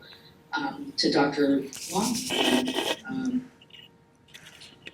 you know, trying to integrate a quality health exam would be something to try to do, because she's right. People think of it as glasses. They forget that if you don't have a quality health exam, then I can sit there and spin all the dials I want to. You're not going to be able to see well. So she's right about that. So I think those things are all important to comment on. I think it's a good start to this discussion. I think we need to have these conversations. I think we need to have presentations like this. So thank you again, both of you, for coming and doing this. Dr. Bailey, are you at Ohio State right now? Yes, I am. So I'm at Western and they're at Berkeley. That's kind of cool, I thought. So, Yes, it's finals week, so I could not travel. yeah. So anyway, so thank you, both of you, for your presentations, and those are my comments. Dr. McIntyre, did you have something you wanted to ask or add? Yeah, so listening to Dr. Quadros, you're presenting, you know, the medical, the health aspect of the telemedicine screenings, and I'm thinking, oh, this is great. And then we talk to Dr. Bailey, she's talking about the refractive aspects of it, and to myself, I'm thinking, wow, we haven't really integrated those.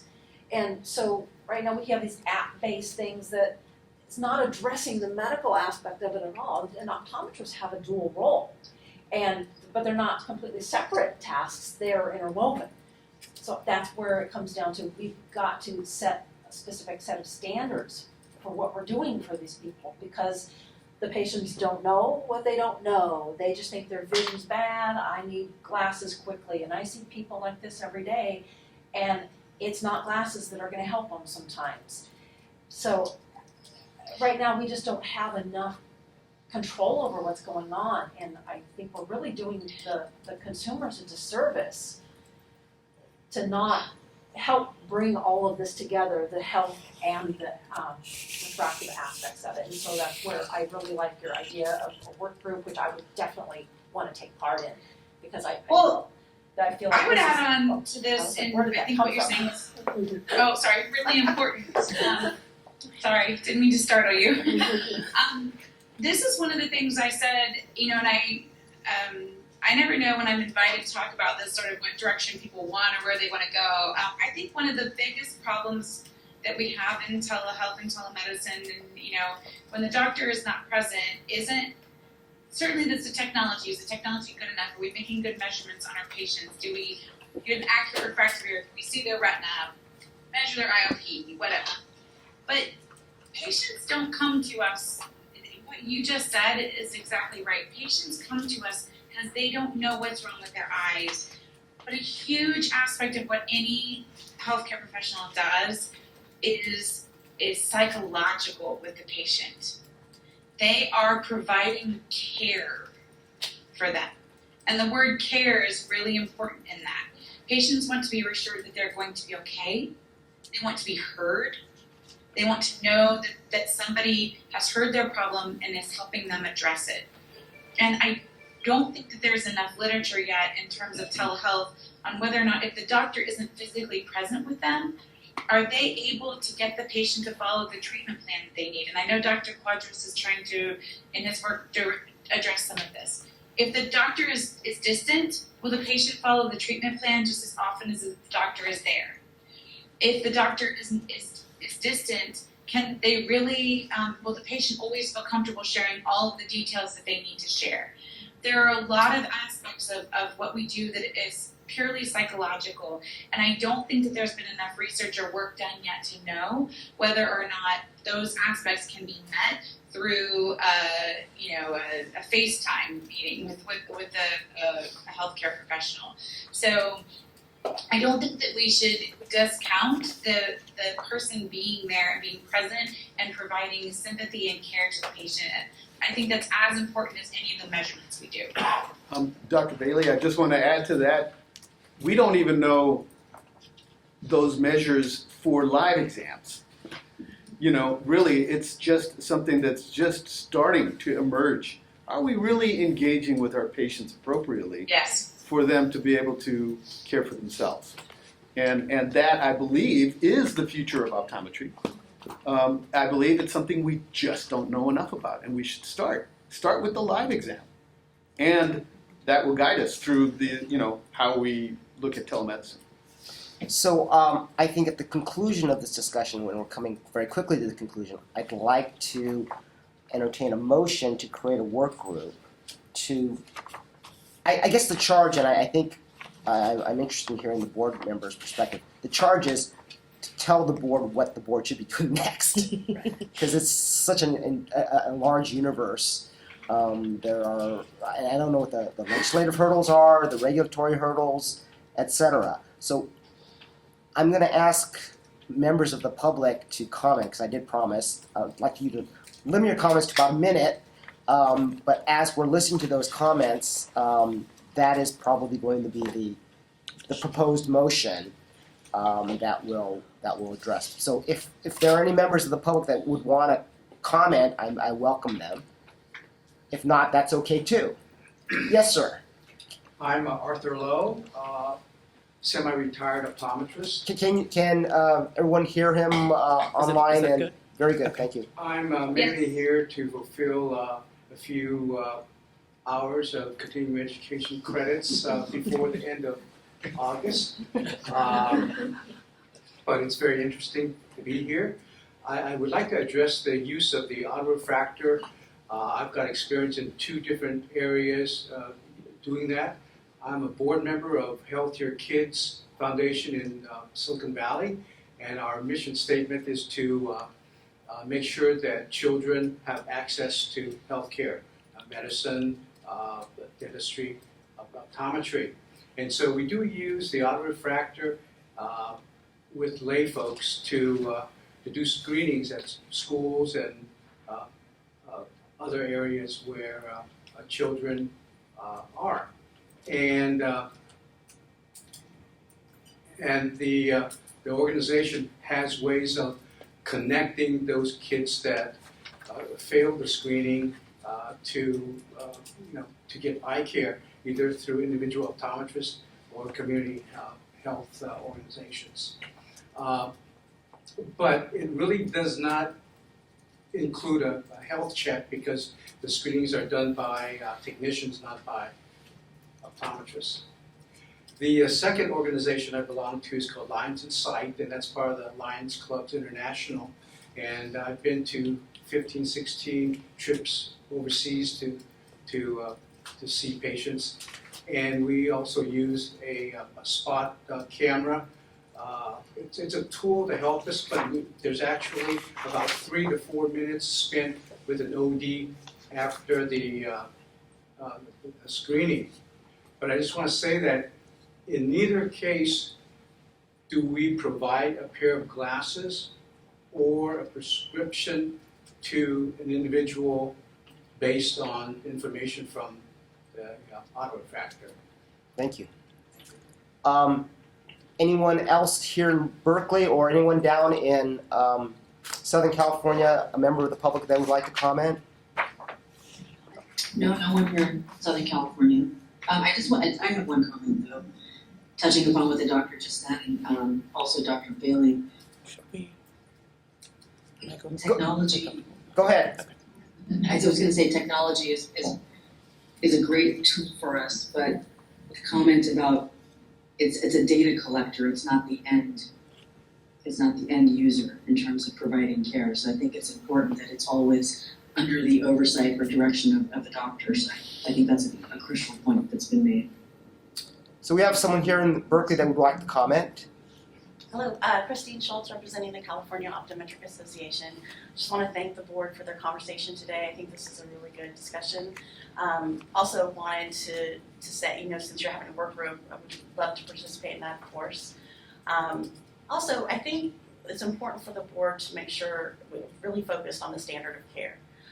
We hold brick and mortar optometry offices to a standard of care, and we should be able to hold online exams to the same standard. That's all. Thank you. Thank you. So, do we have any volunteers? I think I heard one. I think we have to make a motion. I'll make Create the group. To have what. I'd like two more. I'll make the motion to establish a work group. And I'll second. So, I guess we need to vote. Dr. McIntyre, Aye. Dr. Wong, I was just gonna make a word. Aye.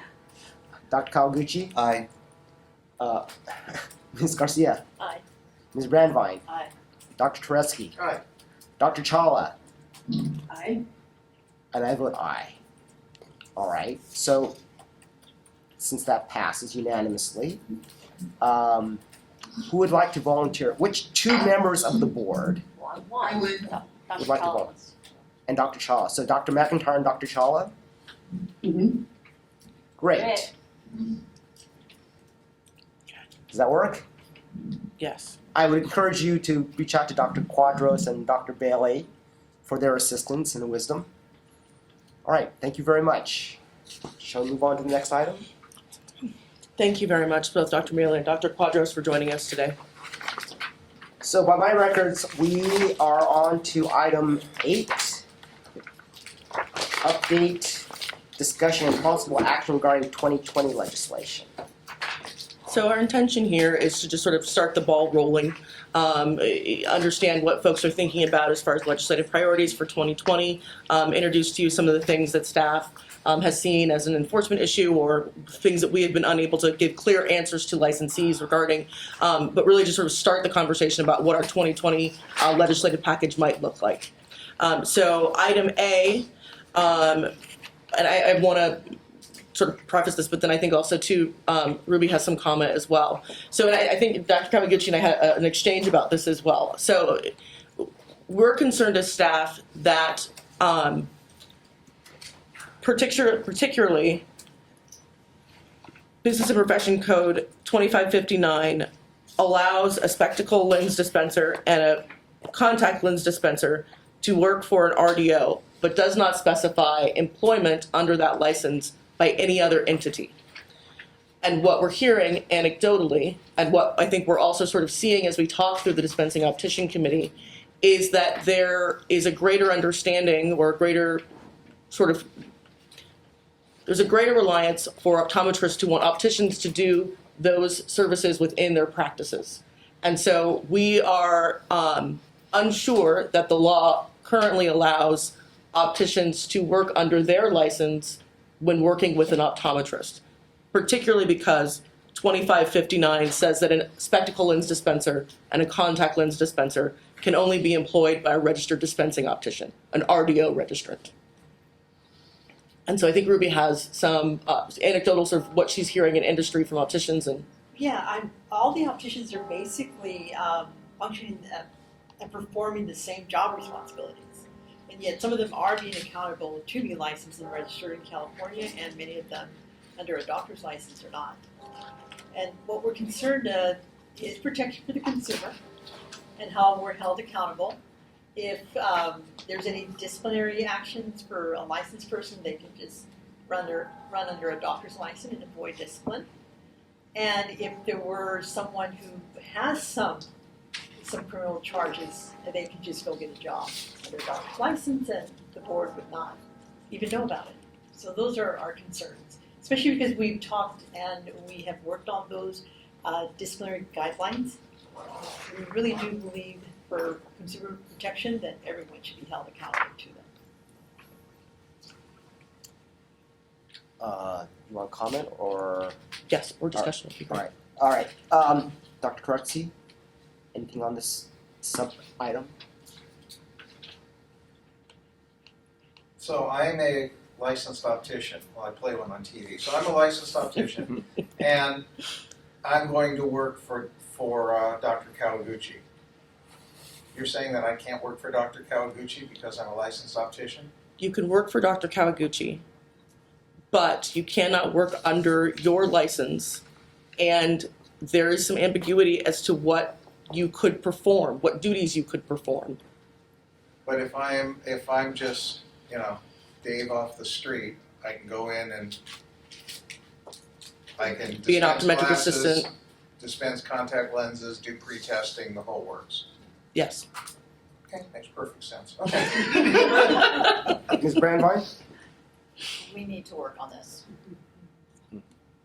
Dr. Kawaguchi? So I'm not in alignment with what you just described as a law, because I don't think that optometrists are precluded from hiring an SLD or CLD,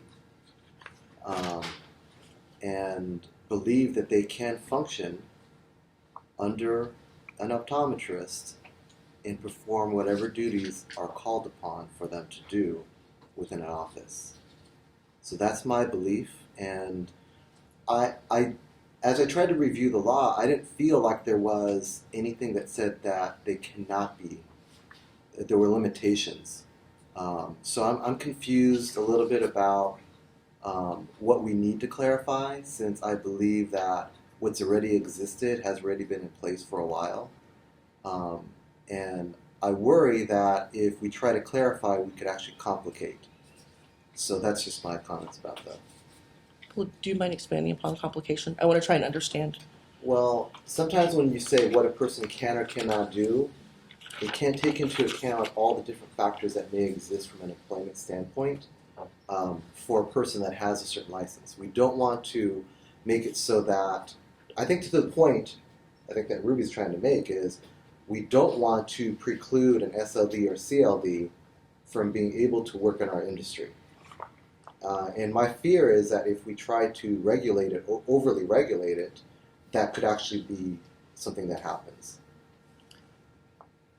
Dr. Wong, any thoughts or comments? No, no comment right now. Dr. McIntyre? I'm pretty much in agreement with Dr. Kawaguchi at the moment, but again, I'm open to hearing other things. We just need some more clarity. Dr. Chawla? No additional comments.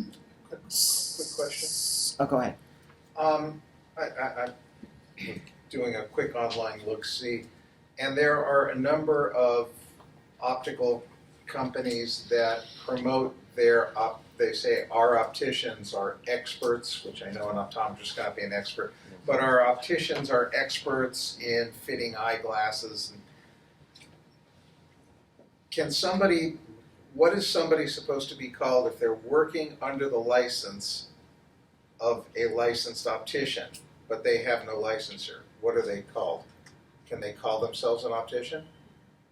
But they have no licensor. I'm sorry, I became confused. You're working for Ruby. Mm-hmm. Ruby's an optician. She's a registered dispensing optician. Okay. What would you be called if somebody says, "Are you the optician?" No, I am not an optician. I'm a technician working under apprenticeship with Ruby, and she may have up to 5 or 3 apprentices that work with her And who if are not Ruby- licensed. If Ruby is not in the office that day and you are the only one there, are you allowed to work? No. That's happening all the time, though, isn't it? Yeah. Okay. So for us, even on a technical, right, our system Breeze that we use in order to track our registrations, to track applications, it isn't possible for an optician to list an optometrist as an employer because we've got a strict reading from 2259 that their employer needs to be a registered dispensing optician. So we're coming up against something here that it doesn't allow the kind of flexibility that I think we have, and I think that quite possibly you're right, Dr. Kawaguchi, that looking at regulating or clearing or detailing in statute exactly what the optician does. I think we have a lot of work to sort of do, and occupational analysis and that will help inform that. But I think that we have a concern here within 2259 that limits employment for spectacle lens dispensers and contact lens dispensers to only registered dispensing opticians. And I guess I'm hearing from the board that that's not the intent. That's not what the board feels should be the nature of the organization or the ability for opticians to participate within the optometry profession. And just to be a voice of the DOC, and I agree with Dr. Kawaguchi is saying, what their concerns are is the unregistered person and looking at discipline and protecting the consumer. We don't know who is really servicing that consumer. They may have a criminal background, and we don't know. There's no way that the board could ever do anything if they're not registered. That's one of the issues that the DOC is working on. How do you get a hold of things like that happen? It's not so much the job function. Are they capable of doing it? They probably are very capable. They probably have years of experience. What is their background? We don't know. So this is Dr. Wong. So I just have one question.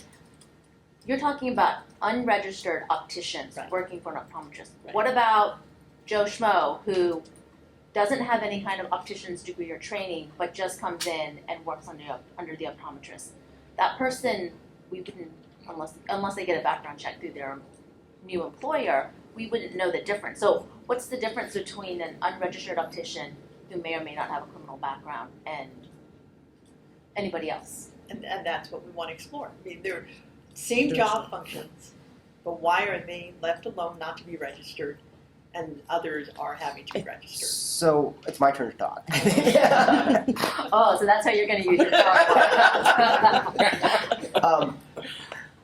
So my question for anyone to answer is, when a lawyer, for example, has a license, right? If someone under them, like a paralegal who's not licensed, screws up, It's the lawyer's fault. it's my fault. My license is at stake. So I would think that the unlicensed person working for an optician or working for an optometrist, if that person screws up, it's their license, it's the optometrist or the optician's license is on the line. So that's theoretically the control.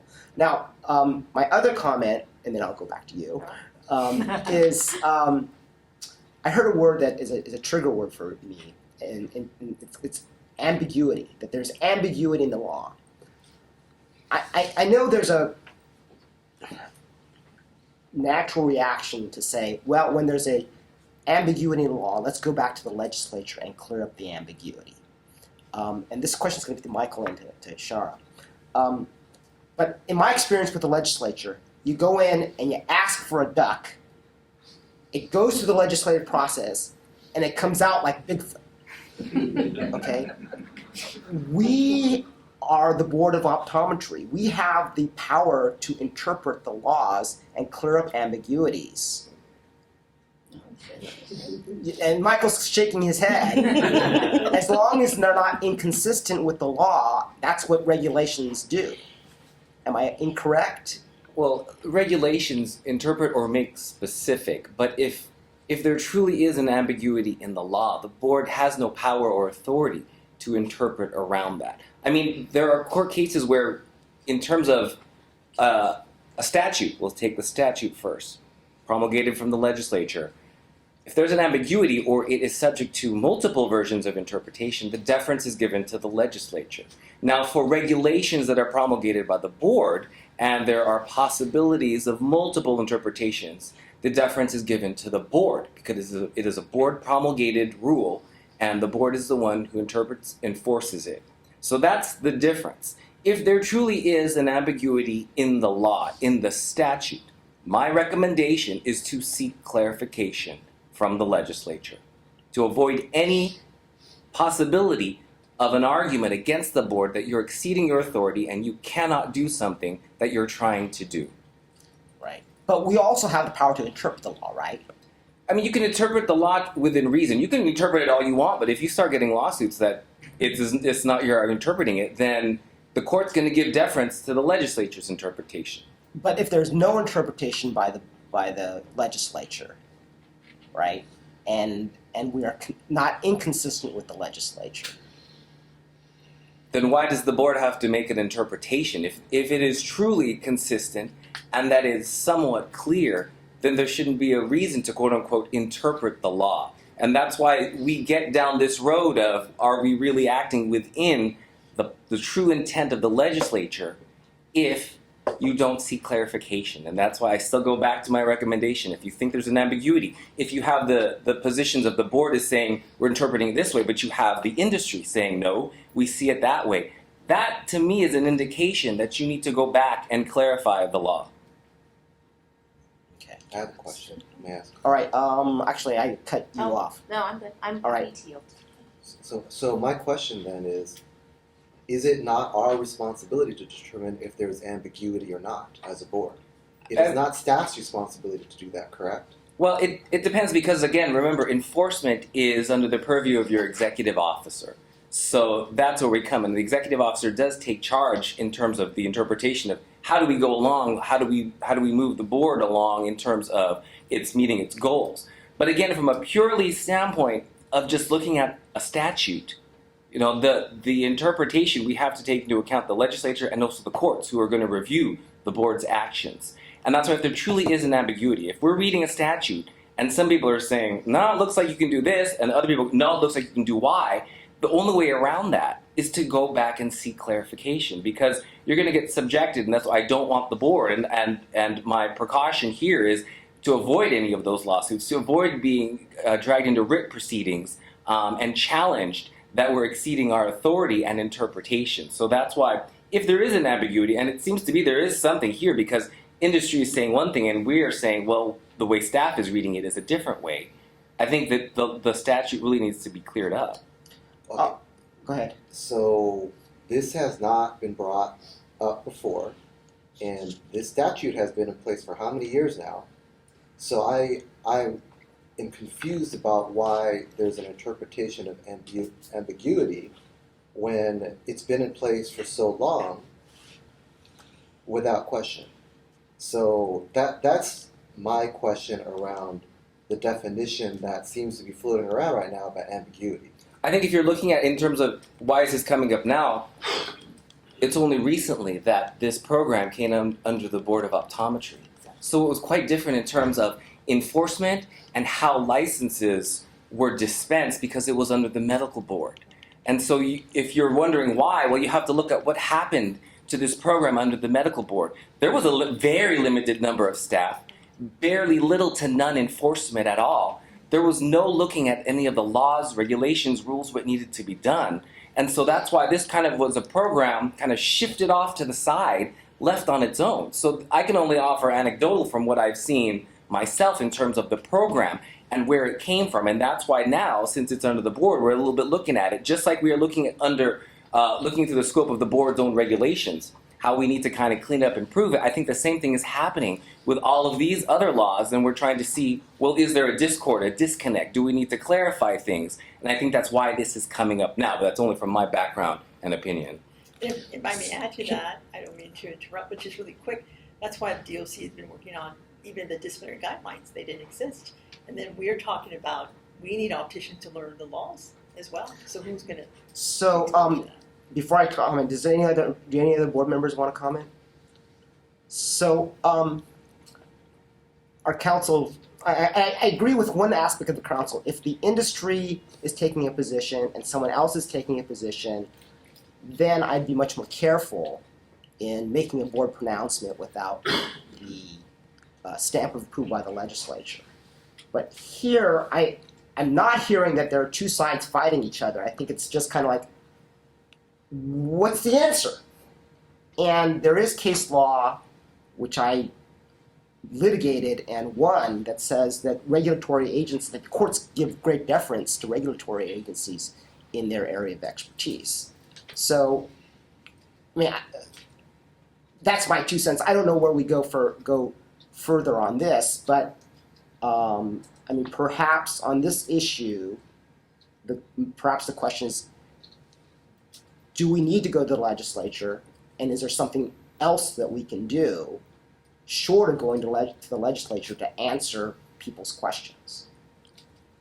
I wanted to just make sure that folks are have in front of them the statute that we're looking at. So projected now is Business and Professions Code 2559.2E, and I'll just read it for everyone. A registered spectacle lens dispenser is authorized to fit and adjust spectacle lenses at any place of business holding a certificate of registration under Section 2553, provided that the certificate of registered spectacle lens dispenser is displayed in a conspicuous place at the place of business where he or she is fitting and adjusting. And then 2553 goes into the requirements for a registered dispensing optician.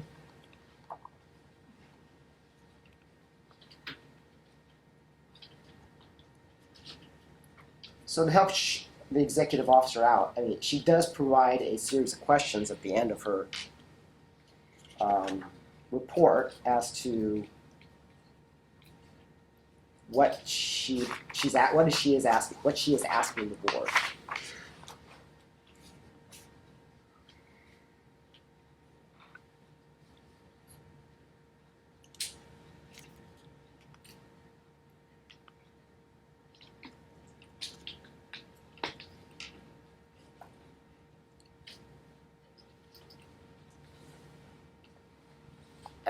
I would just throw just a sentiment out there.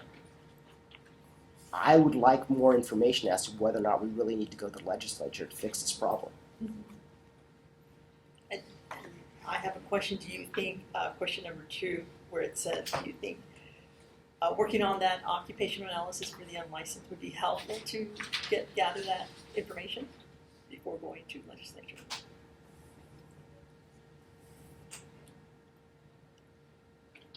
So, to your point, Mark, for number 2, where you're talking about unlicensed personnel, they fall under the purview of, if they do something wrong, like you said, it'll be on the optometrist. So, is this something that we really need to address? So then there's also too in sort of the practical, in what way we have redress against an optometrist license if there is an issue of care that is presented by an unregistered optometric assistant. First, the consumer's ability to understand the role of each person in the office, understanding what the scope of one's work is within the office, to understand whether or not care has not been given appropriately or that correct duties are being handled by correct professionals. And then we're also not sure then if there is an issue of care, how does that get reported? And maybe Cherie, if you feel like you can speak to what we've seen from enforcement cases and sort of understanding how consumers possibly view this relationship. And I think too, I wanted that there are still 2 things we're talking about here, that there is the ability for licensed opticians to work for other than registered dispensing opticians, and then the ability for the board to enforce standard of care when an optometrist uses a workforce that is unregistered. So I guess like from my point of view in my office, my staff is cross-trained. So I don't have an optometric assistant that follows me from room to room and only does my patient stuff. That particular person who might work at my patient might also be in the dispensary dispensing glasses and helping my patients, pick glasses out. They might also be doing front desk staff. So I think when you're talking about unlicensed personnel, in the end, it's if the patients are going to complain, I think they'll complain more about my office and me versus, Miss So-and-so who just happens to be working in my office for the last year and she helped the patient pick out the wrong pair of glasses. Unlicensed personnel in an office, especially if you're talking in a small optometrist office, one person doesn't just do one thing because they have to be able to cover so many different areas in the office. So I'm a little bit wary, I think, about. If I could just comment, it's not so much about the functions and their job role. It's not about that. It's about their background. Right. So, but wouldn't that be more onto the optometrist who hires them? And that's true, but do you think that all optometrists are aware? How can you cover and ensure that all optometrists? We can look at if I were a doctor and look at my own personal office, well, I'm covered, I've taken care of my office, but what about all the other optometrists? So we're gonna look at everybody. And how can you safely look at everybody if only a few are aware of what they need to do? What if the other ones are not aware? Right, but I would just say as an employer, most people try to do some kind of background check, you call references. I'm not gonna just hire someone just because they say, oh, I wanna come work in your office, right? You're going to call at least a couple of references and maybe look at their past work history.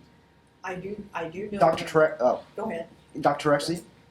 I was just going to say, it seems like this specific issue relating to unlicensed personnel, it's pretty well addressed in B&P 2544, where it says exactly what an assistant working under the license of an optometrist or physician or surgeon can do, and it doesn't. There's in no way that's stating that that assistant has to have some type of certification or licensure. It just says an assistant. So, to Lillian's point, I've hired Jim. He's my assistant, and he's working under my license. And this pretty much lays out everything that he can do under my license. So I mean, it's there. I guess Ruby says she's more concerned about background checks and criminal history. If you're going to, if I'm going to hire someone, hopefully me and whoever else. Anybody in this day and age that does not do a criminal background check on somebody they hire is a fool. Even if you're hiring one person, you do a criminal background check. And that doesn't mean under California law that you can exclude them because of that criminal background check. But, I mean, that's... Yeah. So, to try to put some closure on this, I'm going to open the floor to the board to entertain a motion.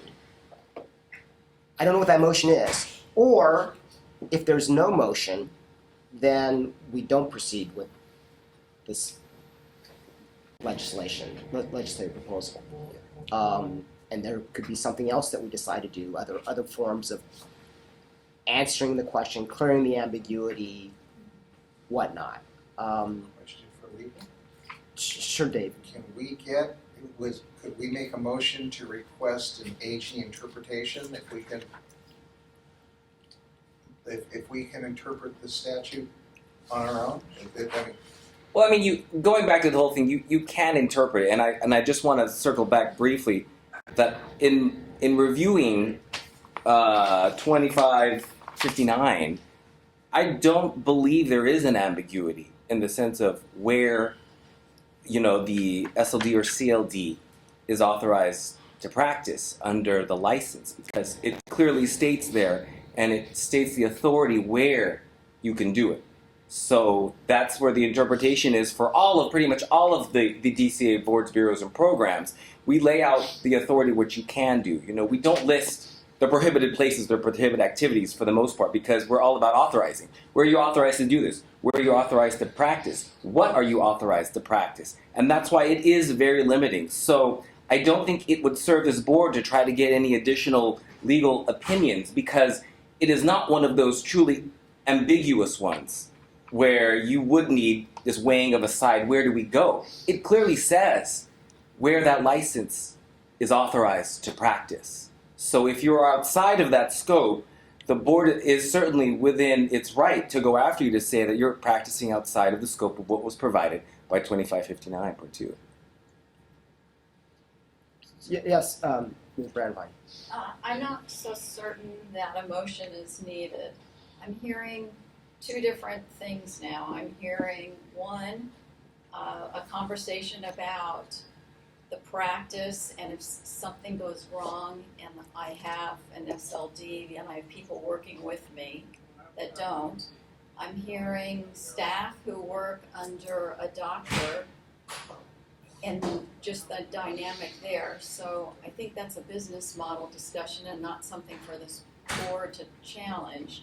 Then I'm hearing concern about the actual pool of people practicing. And again, that's just, again, a business decision where an employer takes a look at who they're hiring. I'm not certain where there would need to approve regulatory changes is at this time. So I'm getting a sense of the board that there's no motion on the table. So I think we should move on to the next sub-item. That works.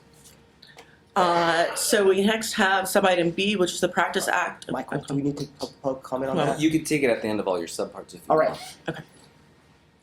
Which also too, I think that there were questions about this, about sub-item B, and so there was a lengthier conversation. The intention though really is for us to poll the board to sort of see what folks are thinking about as far as legislative proposals. There had been a discussion at one point about a combining of the Practice Acts, but we are looking into I have too much a coffee. bio Can break. we take a short break? A bio break. I'm sorry. Let's take a short recess. Reconvene at Yes. 11:40. We're eating lunch at 12:30, right? We already went to 12:30. Yeah. Reconvene at 12:40. I'm sorry, at 11. I'm sorry, at 11:40. Pardon me. Fine. We are in recess. For 10 minutes.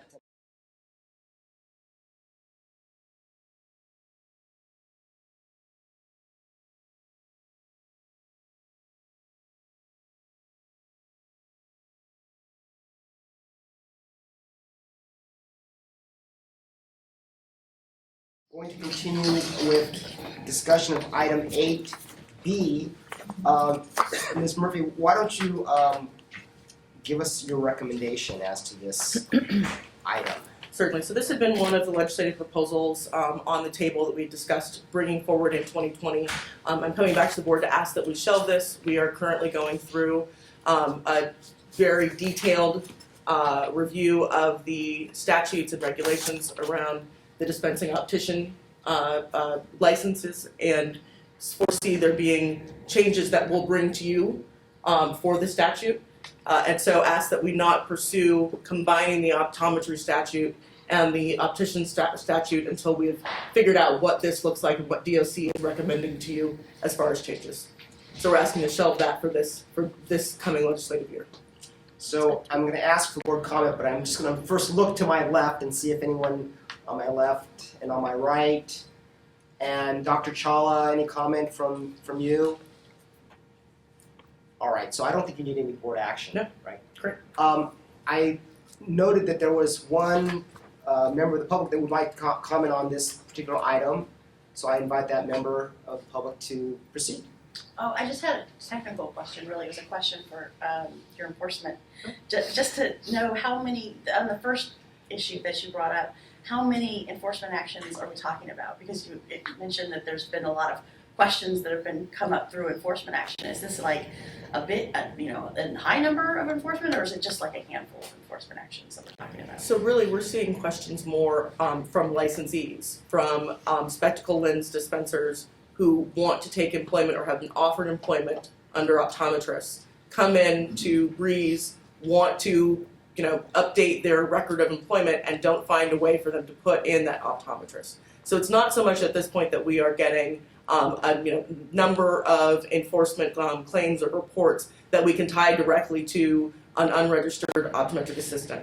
What we're for this and this proposal, it's really about we're hearing from optometrists their desire to employ, and opticians coming to us wanting to change their record of their employee to an optometrist rather than a registered dispensing optician. All right, so Ms. Murphy, are there any more items for discussion under item 8? None that staff is bringing, so we're just offering an opportunity for board members to let us know if there are other legislative proposals that we should look into before bringing to you a package in the fall. Oh, so this, okay. So I just wanted to talk to the board. I mentioned it, I think, at the last meeting about foreign optometrists wanting to practice in the United States. This has been a long-standing issue that I think the board has looked at several times. It's always been difficult with foreign-trained optometrists. There's no way that we can verify or audit their coursework and their classes to kind of determine how qualified they are to practice in the United States. So basically, what has happened is that there's been a pathway that's been opened is that there's an accelerated program for foreign-trained optometrists or medical doctors that they can take at certain schools of optometry so that they can obtain a license from a certified school of optometry in the United States. And then it's a 2-year program versus a 4-year program. So if you're a foreign-trained optometrist, you can enroll in one of these programs and then become certified to practice in the United States. And then that way we can ensure quality of care or quality of education and protect the consumers. Those 3 schools are currently all on the East Coast, so Boston, New York, and Pennsylvania all have such an accelerated program. There's nothing west of the Mississippi. I think we talked about this maybe 2 years ago about how it would be nice if we could have one that was west of the Mississippi, perhaps even one in California. We had some small discussions with Berkeley, Ketchum, and Western was interested possibly in opening up such a program, but that was just very, very beginning preliminary conversations. Ketchum and Berkeley wanted to be kept in the loop. So it would be nice if we could have a program, I guess, west of the Mississippi, because these foreign-trained optometrists that come to the United States, once they become licensed, they probably would return to a community with of their nationality, and then they would be able to practice in those communities, probably serving populations that are slightly underserved, because they probably would be practicing maybe in English or maybe in their own native languages. So that's one part about foreign trained optometrists that we can look into. The other one, and I know that the dean had wanted to talk to the board about, is foreign trained optometrists who are currently employed at schools of optometry. So Legal and Shara found that BPC 3042.5 states that someone at a school of optometry can be granted a license for a specific period of time as long as their practice is contained or confined to the clinical department of a school. But that's really all it says. And so I know that you have foreign trained optometrists who are at schools who would like to work in clinics, but they also need a license in order to be able to sign charts. So we would have to determine how we would grant someone who's a foreign trained optometrist a license if it's going to be for the same period of time that a regular optometrist has. So we're talking like 2 years. Do they need to do continuing education? How much is the license how much their license will cost? Is it the same as a regular optometrist? And also, should they take the law exam? I think one of the things about optometrists that are employed or that are hired by schools of optometry is that their education, their qualifications have already been vetted for us. Like, we don't have to worry about their education, are they qualified, because any optometrist who's hired at a school of optometry has gone through a pretty serious vetting process. You're looking at their education, you're looking at their accomplishments, their contributions to optometry. So if a school of optometry feels that they need or that they want to hire a foreign trained optometrist, chances are that this optometrist is probably very well qualified. And I know that A lot of the, well, in the dean's case, so Dean Flanagan at Berkeley, he says that he would like to be able to work in clinic with the students. And so he has a specialty in glaucoma, so it would definitely be a benefit to the students to be able to interact with certain professors, foreign trained professors in clinic. And so I think if it would be a detriment if they couldn't. Currently, he does not have a license and he could still see patients. It just another doctor would have to co-sign his charts. So he could see patients and then I could co-sign his charts, but that's kind of silly. So that's sort of something that I wanted the board to bring up. And I know that he had wanted to talk to the board about that as well. When he comes back, we can. Yep.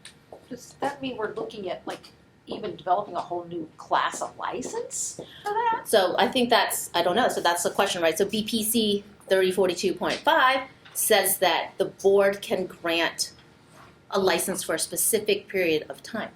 But that seems to me to be kind of vague. Are we talking like 6 months? A year, 10 years? I mean, I think it's only while they're employed at a school of optometry and only while they're working in a clinic that's associated with the school of optometry. So it's not as if they're going to go outside and practice with the general public. One of the nice things about any clinic that's associated with the school of optometry is that you kind of have sort of a unofficial oversight, because all of my charts that of my patients in clinic, any other doctor can always come and take a look at. And I don't see the same patients over and over again. So I might see one patient one year and then another doctor would see that patient the next year. So you do have sort of an unofficial oversight because you have so many doctors overlooking the charts. Looking over the charts all the time. So are you proposing regulatory? So I guess, What are you proposing? well, there's something already in the statute that talks about foreign trained optometrists at schools, but it's very vague, right? So it only says specific period of time. So my question is, do we need to make it more specific? Should we at least require them to take the law exam as we do every other optometrist in the state?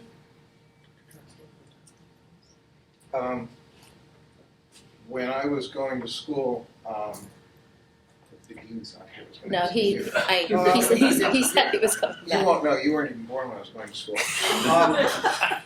I think I may have been. In class of 79 and in my class 81, there were optometrists, one who had obtained her education in England, and one that obtained his education in Mexico, University of Guadalajara.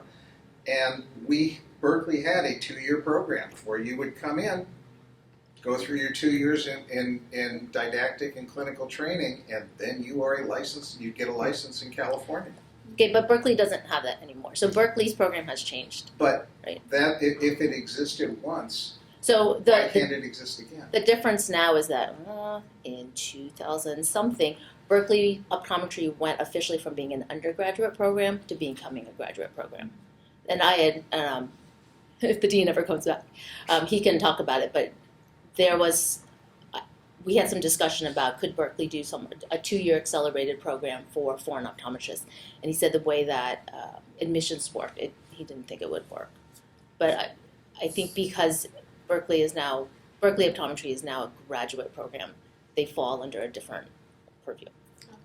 It was not a graduate program when I graduated? Not until 2000, like after I started here, like 2003 or 2004. Can I work under an optician's license? Do we have any other comments by board members or Dr. Chawla? My only comment is, the question I always have is, do we have to go to the legislature to fix it? So that's my question, right?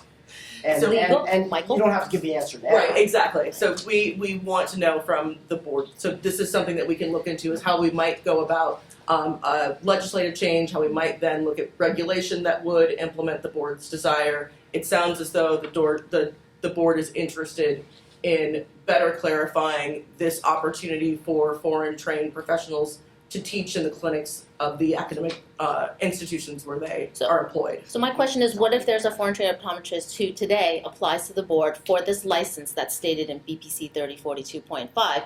I need a license. I want to see patients with my students at the school clinic. it's in the regs, right? So So we have to figure out some sort of way or another to get that done. So I think if that were to happen, and I mean, and it's a very small population, right? We have 3 schools of optometry. There aren't that many foreign trained optometrists. But if that were to happen, we need to figure out a way to give them a license, and we have to figure out specifications or requirements, right? CE requirements, period of the license, and should they take law? Can this just be a subject for the legislative committee to discuss and that?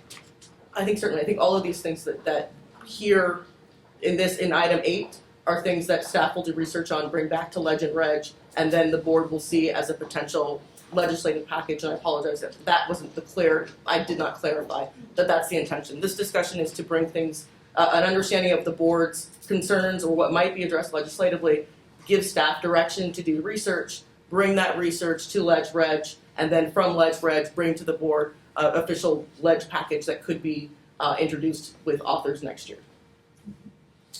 All right, so I think you have the sentiment of the board. I think we've gotten public comment already on all this. I don't see anyone in the public that wishes to comment further. I would like to leave this item open, however, because I would like to hear from the dean and let him offer his 2 cents. So let's keep this item open and move to, do we have time for item 10 before lunch? I do believe so. Very good. Dr. Windsor, I'd like to invite you up.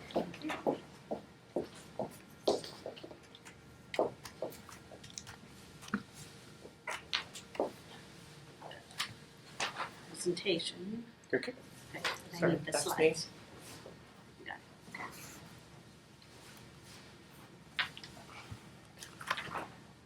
Want to give it to me? Yes. Or do you want to help me? I'm operating under that you're in Ohio. So. Yes.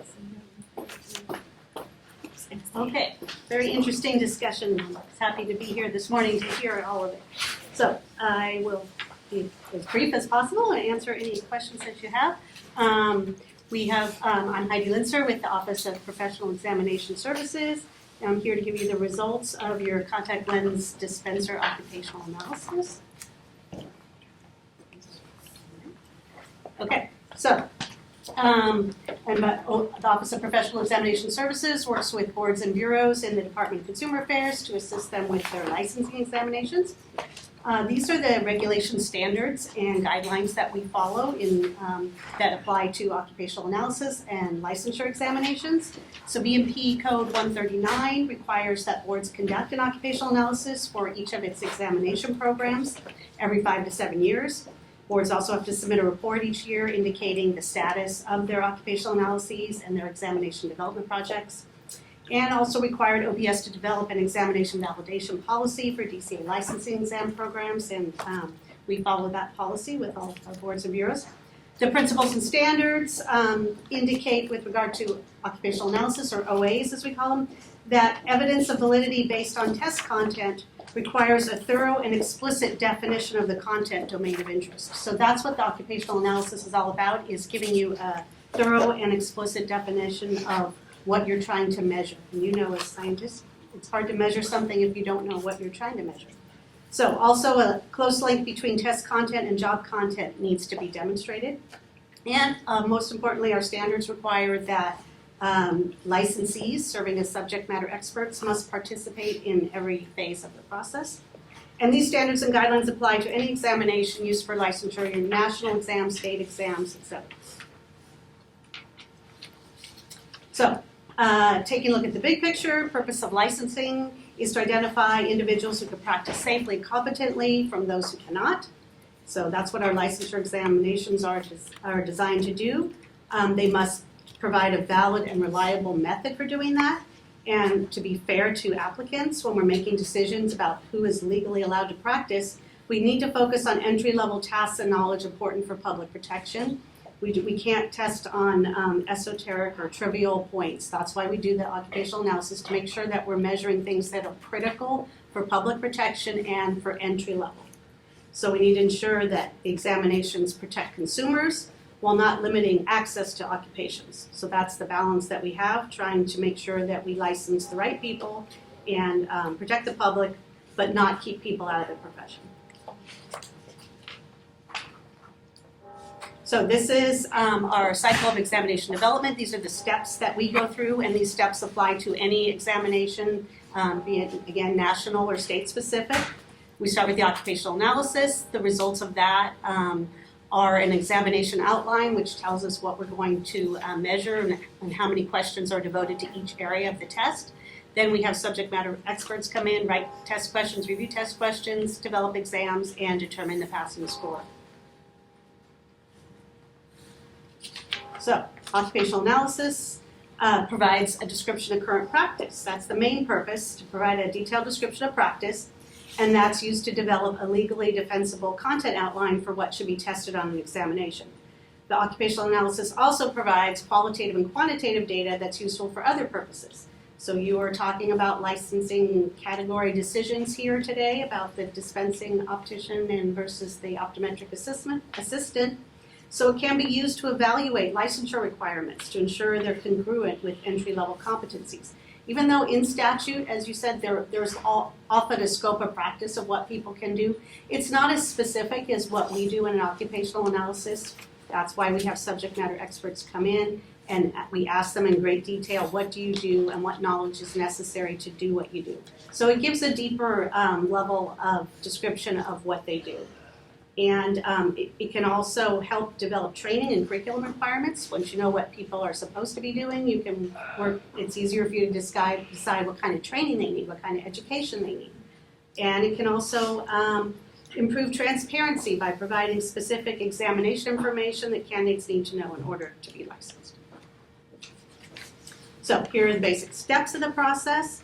It starts with telephone interviews and research. Then we develop task and knowledge statements with our subject matter experts.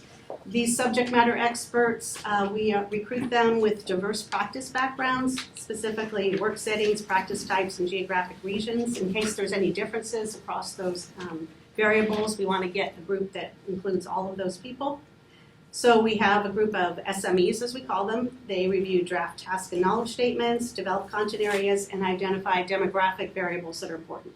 Another group of SMEs reviews the survey results and determines the final examination outline, which specifies the weights that are assigned to the different content areas. And we worked with your board staff to conduct the CLD OA. Board staff did an excellent job recruiting, and it was not an easy job, so I just want to commend your board staff for working really hard and diligently to get us those subject matter experts. So the actual project involved all licensed CLDs, and we attempted to contact them. There were 1,354. They were invited to complete an online survey. We sent an invitation for those people that the board had email addresses, and then we followed up by sending a mailed invitation inviting them to complete an online survey in case for those that we didn't have email addresses. Final sample size for our data analysis was 151 CLDs, or 11.2%, and that probably sounds low to you, but that is typical for these type of surveys. Our typical response rate is between 10 and 20%. People have a lot of surveys these days, and they're not very patient about filling them out. So that's what we get, and that's why we also use workshops of subject matter experts. We don't just make decisions based on data, especially when it's a small percentage of licensees. So demographics of respondents. We look at the demographics, specifically the ones that indicate that the respondent sample was diverse, as I said, in terms of experience, training, education, work setting, and geographic location. Because important decisions are often made from the OA results, it's important to understand the demographics of the respondents. So here's some of the demographics. I pulled out some in your report. There was more demographics for you to read on your own. So first of all, years licensed as contact lens dispenser. What's critical to us is that we capture data from entry-level practitioners. And you can see from this that we did get 34% of the respondents were from people licensed 0 to 5 years. That's important that we're getting making decisions about examinations and entry-level practice based on the responses of people who've been practicing just a few years. We also had good responses from the other license categories of 11 to 20 years, more than 20 years, and 6 to 10. So we like to see a nice even slices of pie like this. So even though it was a small number, it's diverse in terms of all the areas that we think are important. So primary work setting. So this, as you can see by this pie that is not even, 76% of the CLDs who responded worked in retail settings. And this is important to keep in mind when interpreting the results. Now, we don't know for sure if this is representative of the population of CLDs or just that this was the ones who answered our survey. What's the definition of that? Of The definition? Yeah, was there a definition for them when they took the survey? Oh, it had a box that said what you consider your primary work setting, and it said these headings, said retail, private practice, partnership. That's what it said that they could check. Does that answer your question?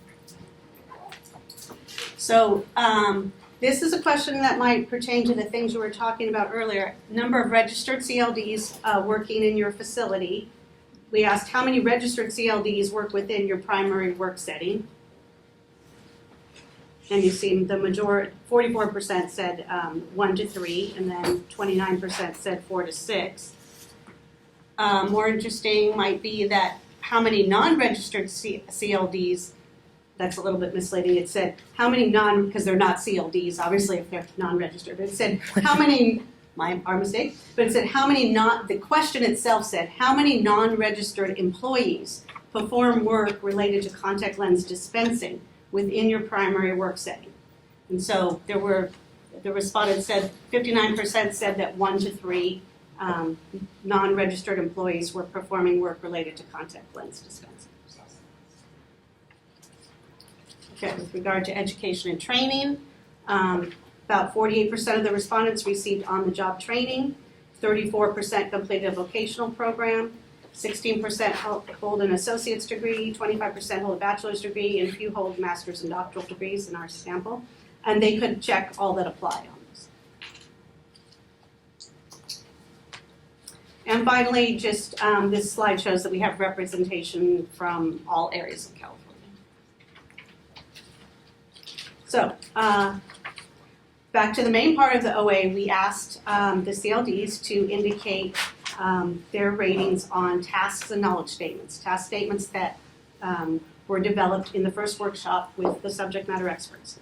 So they're provided with a list of tasks and a list of knowledges, and they were asked to rate them on tasks on 2 scales, frequency and importance. So it was how often do you perform this task in your current practice, and how important is this task for effective performance in your current practice.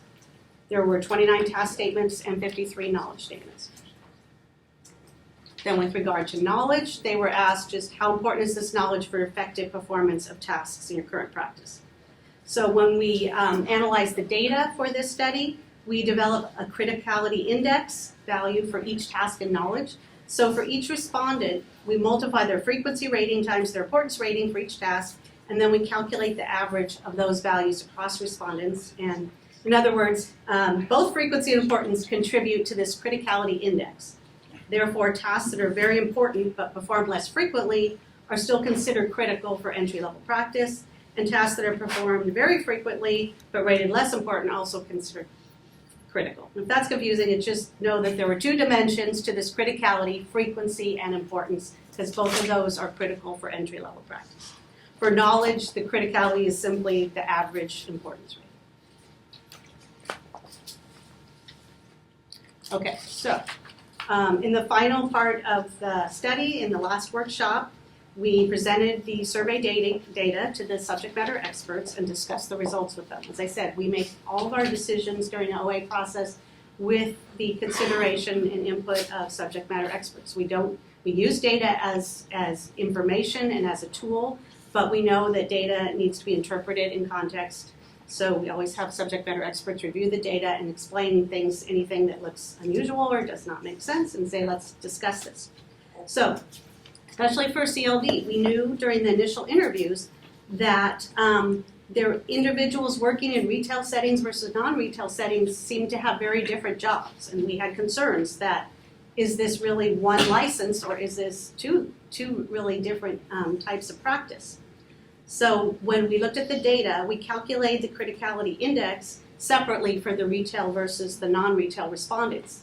And we did find that there were some significant differences between the task ratings for those two settings.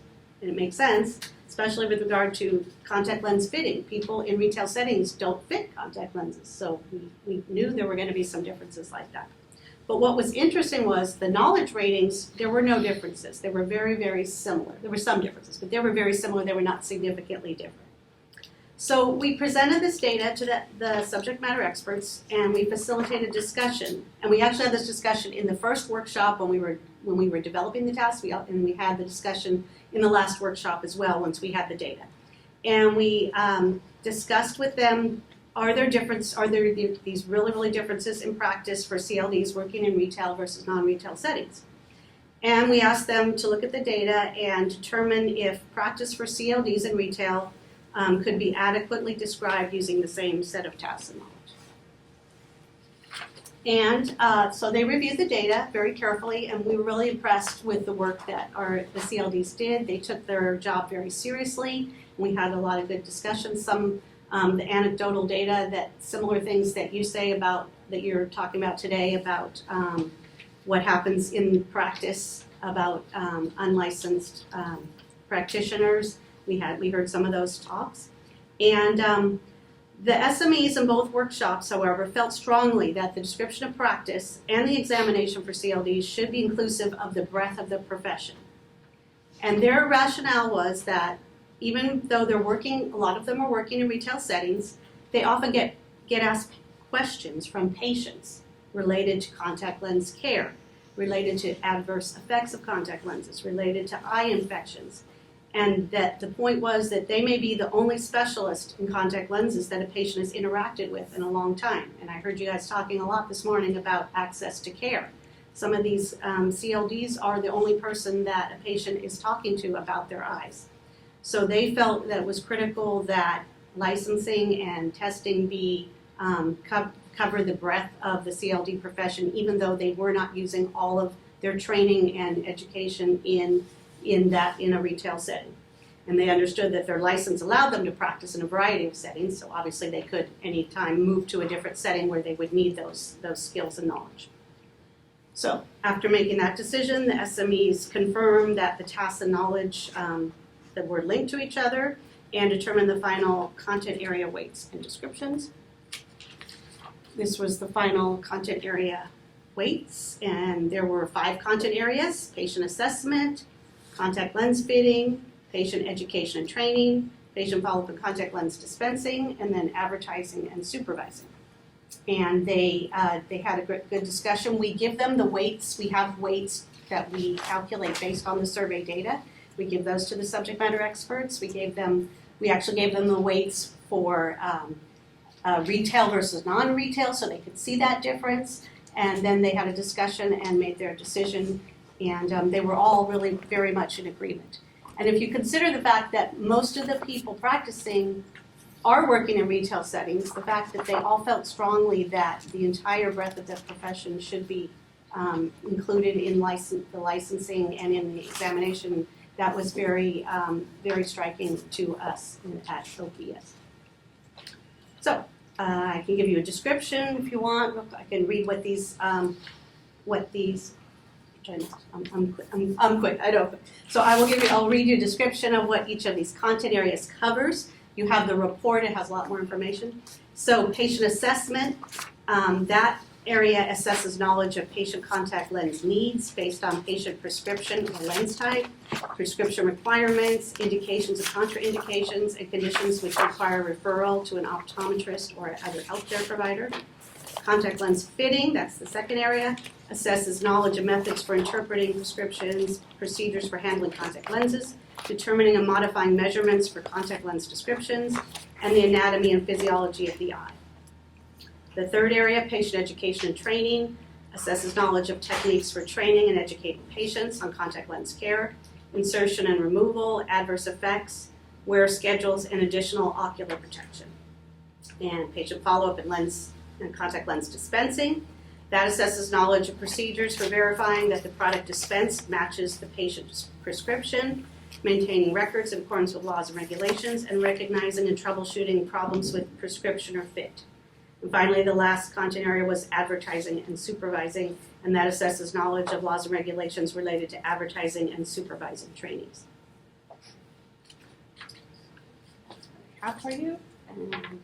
Anyone have any questions? So, why don't we go around the room again? Dr. Koretsky, do you have any questions I do for not at this time. Thank you. Ms. Brandwein? No questions at this time. Naturally, I'm gonna have questions. Did you find in your analysis, I mean, you studied the licensed one, but did you find them talking about the unlicensed doing practice without licensing, any sort of discussion about that? That they were probably, and I would comment that there's no way you can verify it because you don't have a study of the unlicensed. You really, I can talk all day long, but how can you verify it just by what I'm telling you? It has to be verified. Need the data. Right, There you was need to. Wasn't concern that, as you said, the public doesn't know the difference between the unlicensed and the licensed, and that they and licensees are confused about who can do what and what people's scope of practice is. We did hear that. Dr. Kawaguchi? So I just want to clarify, when you received that feedback that they felt that it should be very broad encompassing, were you referring to SLD testing? No, CL, this was just CLD by itself.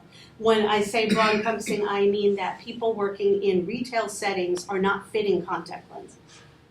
So They're not solely fitting contacts. they're not, they were handing out, they were dispensing contact lenses, but they're not doing the fitting. Yet they felt that their examination process, which includes assessment on fitting contact lenses, was appropriate. Thank you. Dr. Wong? No comment. Dr. McIntyre? No. Dr. Chawla? No questions. Dr. Linser, I do have one question. Who were your experts? I don't need to know the names, but just give me a description of their background, you know, what kind of work, what kind of industry, what companies or what segment of the industry are they in? Or Well, we worked with the board to try to get a diverse sample. Yes. So we had people who work at Costco, people who work at Walmart, people who work in private practice offices, and people who work in like a medical hospital. So that's what we worked with the board to try to get a representative from each of those areas.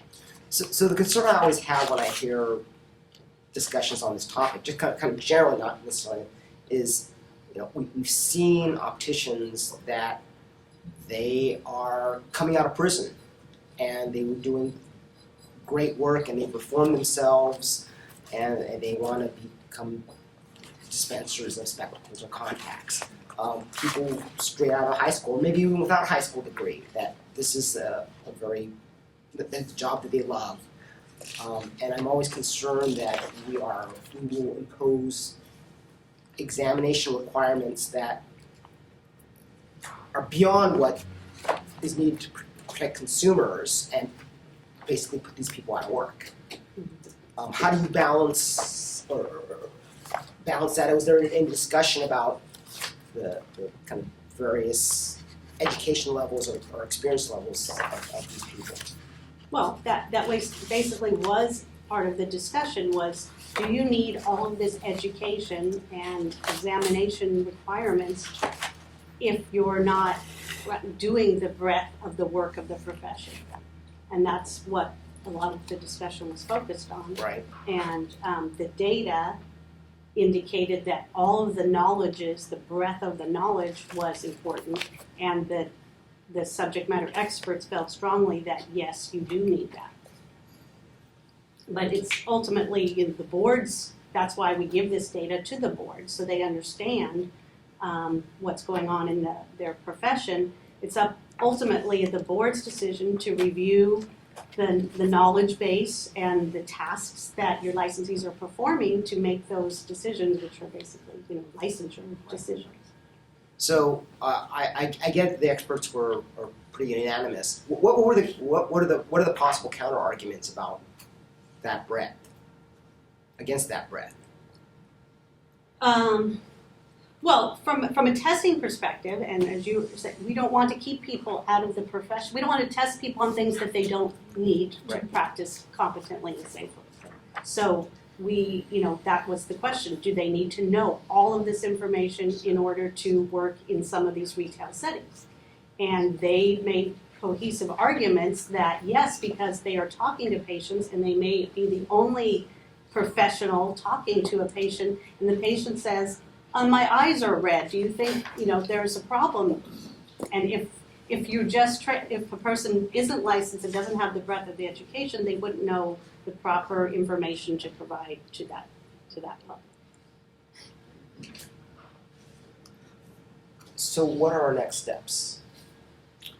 So without a need for discussion, I think maybe it's a need for staff to go back and continue to look at this data and maybe bring some recommendations to you about how this might inform the way that our licensing scheme works. It would be great to get some comment though from board members, sort of their thoughts on what they're hearing here, that the testing is appropriate, but that most folks don't actually use all of the skills, kind of understanding how the board's digesting that information in order to help us understand how we might move forward.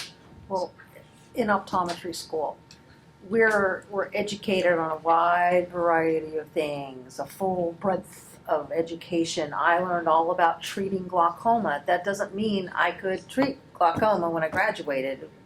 Optometrists weren't able to do that. But we learned it. Injections, things like that, we're taught how to do that. We're not doing that on a regular basis, nor are we, were we licensed at the time. So there's a good argument for having that full scale education for the exact reason you mentioned. If that contact lens dispenser is dealing with someone with a red eye, and you know what, they're going to be presented with that. That's not if, it's when. So there's a good argument for saying that they need to be tested on everything. But then again, I kind of look back at my education, couldn't treat glaucoma. Down the road I could, but had to go back and get certified for that. So, but that introduces different levels of certification, which complicates the matter. So I'm not advocating one way or the other. I would probably, if I had to choose, would say test on the full scale of things. But there are ways to break it down like we've done with optometry, but I don't know if that's an expedient way of doing things because it does complicate it and ends up having to have those different levels of licensures and certification. Dr. Wong? I was just very interested in the study of what Dr. Linser was saying. If you have all these registered these CLDs, they obviously do encounter patients that have questions. So I think having the knowledge in case you need it to answer questions is definitely beneficial to the consumer, and then that's what we're doing, consumer protection. Just because you're not using it doesn't mean that you don't need it now or maybe in the future. So like with glaucoma and with injections for optometrists. So having that full breadth of knowledge, I think, is to the benefit of both the CLD, so they feel more confident, they know what they're talking about, but it also is to the benefit of the consumer, because if this is the only eye care professional that they're interacting with, it would be to their benefit to have someone who actually has some knowledge, as opposed to just saying, "Oh, I don't know, your eye looks kind of red." Ooh, right? A little bit more information would be good for them. So I think testing to their full breadth would be to the benefit of both the CLD, but also to the people of California. Dr. Kawaguchi? Going back to the slide that talked about primary work setting, and then linking it over to our earlier discussions around licensure. That data point was surprising to me. And so it makes me wonder why there's not more CLDs in private practice setting. And so that That raises a new question mark in my mind, but why is that? Because some of those jobs, I think, are taken by optometric assistants. I believe that's what we heard. Dr. Garcia, Doctor, maybe one day. Ms. Garcia. I'm working on that. The only thing I'm just concerned is that any examination does not place barriers on someone who does simply want to take the box. I'm sorry, Ruby, I can't hear you. Is there I any way to just, get a yeah, little can you hear me now? I'm just only concerned about testing that would create any barriers to entry. That if they're just assisting a doctor and all they're doing is dispensing the boxes, they are going to rely on the doctor if they're working in that setting too. That's the only concern I have. I agree with all the other ones that it's really good to have the knowledge base. It's just unfortunate that we're not always practicing everything that we are being tested on. If you would like to make us all doctors for a Yes. day, that's fine. Just don't put me near a patient. I'm from the school of go broad, go deep, because you don't know what you are going to be tasked with or what direction you'll be headed next. And if you're just doing a patchwork of different things and it doesn't come together, I don't know how that best serves the public. I'd rather have the broader education and testing. Dr. Tarefsi? Comments have all been made. Dr. Chawla, any further comment? Yeah, I just, I agree with what Dr. Long was saying. I think the education is important. As you know, I work in an environment where there are opticians and they do get asked a lot of questions. And we're in a hospital setting, so they have the luxury of walking back and asking one of 10 people working there, but a lot of places don't have that. So I know the questions get asked, and I can't imagine that it's just in my setting. So I believe the education is important. I think it raise the quality of any kind of provider the patients are interacting with, and that is in the best interest of the public. So I feel that the more education, the better. Those are the things. So I don't disagree with the principle that the experts propose, that you need these folks to understand a certain level of, to identify other eye care needs. What I'm not sure about yet is, even if you accept that principle, does that mean the CLDs need to know about this, or do they need to know about this?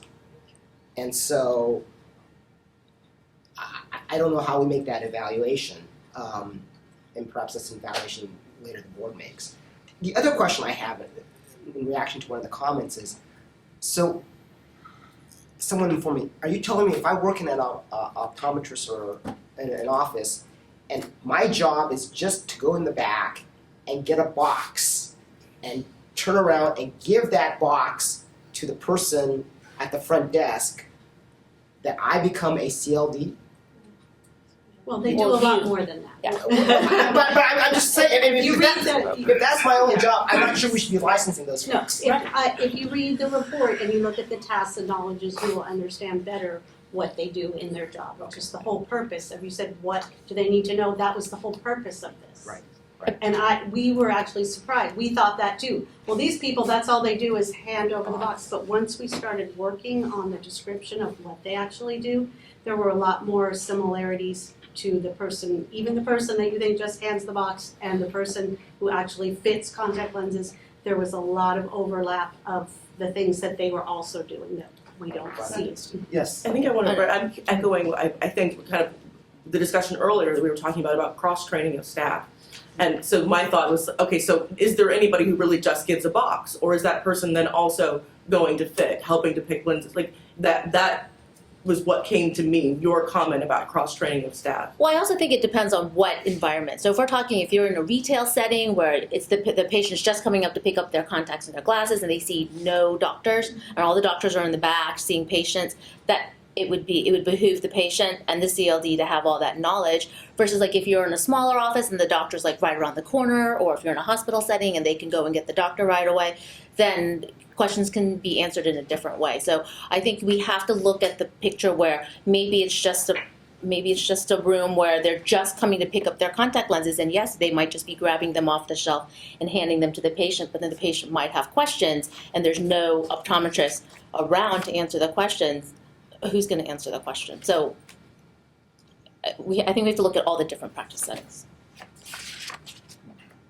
And the educated CLD, if they're about ready to hand over something, it may not be the right thing. And they didn't even recognize that, because that happens. Yes, that happens. I've had opticians come to me and say, is this what we meant to do? Oh no, that was the wrong thing. So you've got to have an awareness and the education level to understand what you're giving to the patients. And I just want to make a comment. We're talking about education, and there really isn't any regulation that an optician needs to have an education. For optometrists, ophthalmologists, there is, but not for opticians. The only thing we're having to do is take an exam. And where we get trained, well, we have the report. A lot on the job. And there's a lot of learning gaps that happens with that. But if you get the proper education, which hopefully we're working on, that's going to help in the future. So, Ms. I have Murphy. a comment, Oh, actually, about something Ruby said. If we're gonna look at education and how to better regulate something, it could be that, because to get an SLD or CLD, it's just a test reading. Yeah, that's all they're getting is the exam. I mean, there's yeah. Maybe that process changes in the future. I don't know what that looks like, but maybe that's an entry-level test that allows you to have an apprenticeship, because maybe you have to do something where you're practicing, you're doing something. You're in an office for like a year or two, and you get actually the hands-on stuff, then you have the chance to study more. Yes. And then you take a test to become a CLD or an SLD. Yeah. Maybe that's the problem, is that you just take a test online and you have an at-home book. And that's the qualification, but maybe that has to change, I don't know. Yeah. And the reason I say that is because I've been training the people who look up patients for us, and I spend a great deal of time telling them exactly how important their role is. Right. And I think a lot of times people who are dealing with the contact lens industry sort of downplay, they either don't know it because they're not educated, or they downplay, but it's important that those people understand what a contact lens really is. Everyone thinks of it as a cosmetic device, it's no big deal, I just slap it in my eye. It's just not like that. And it can cause serious damage, if not handled properly. And you don't hear lots and lots of cases, but you hear plenty. You'll see it on the internet, like this person got this and that, just because they didn't know something. So maybe that's the issue, but it is important. I think that assistants that are working with me, and I'm right there, I spend a great deal of time training them and talking to them about how important their role is, and them understanding what they need to do. So maybe that's kind of part of the process, is that we have to evaluate what needs to be done, and that's where, to Mark's point, well, how much, right? That's what you can determine in that process. How much do they have to know before they take this test? It's the same thing for does a paralegal have to know, kind of thing. There's a set standard. What's an LVM know versus a CNA versus an RN? Somebody like these. So okay, maybe I don't know about paralegals, but so CNA, LVN, RN, they all have different levels of knowledge to practice those specific things. And so the nurse assistant doesn't even really work with doctors. They're a nurse's assistant versus an RN, which can actually go further and do even PA, nurse practitioner, etc. So that's kind of the process, and what Michael was saying earlier about how opticians were under the medical board, and they just, I was there with Michael way back when he was, he was the legal counsel when Glenn and I first joined the board, so I was there when all of that was happening, and it's true, they just didn't have time for stuff, so this program got thrown to the side. So we really do have to kind of put in a strong effort, and it may not be so easy.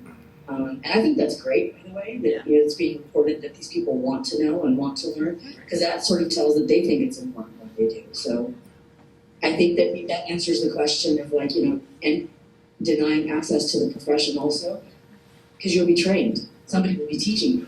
Right. And that kind of helps with those things. Anyway, that's my comment. Ms. Murphy, can you tell us what staff needs from the board?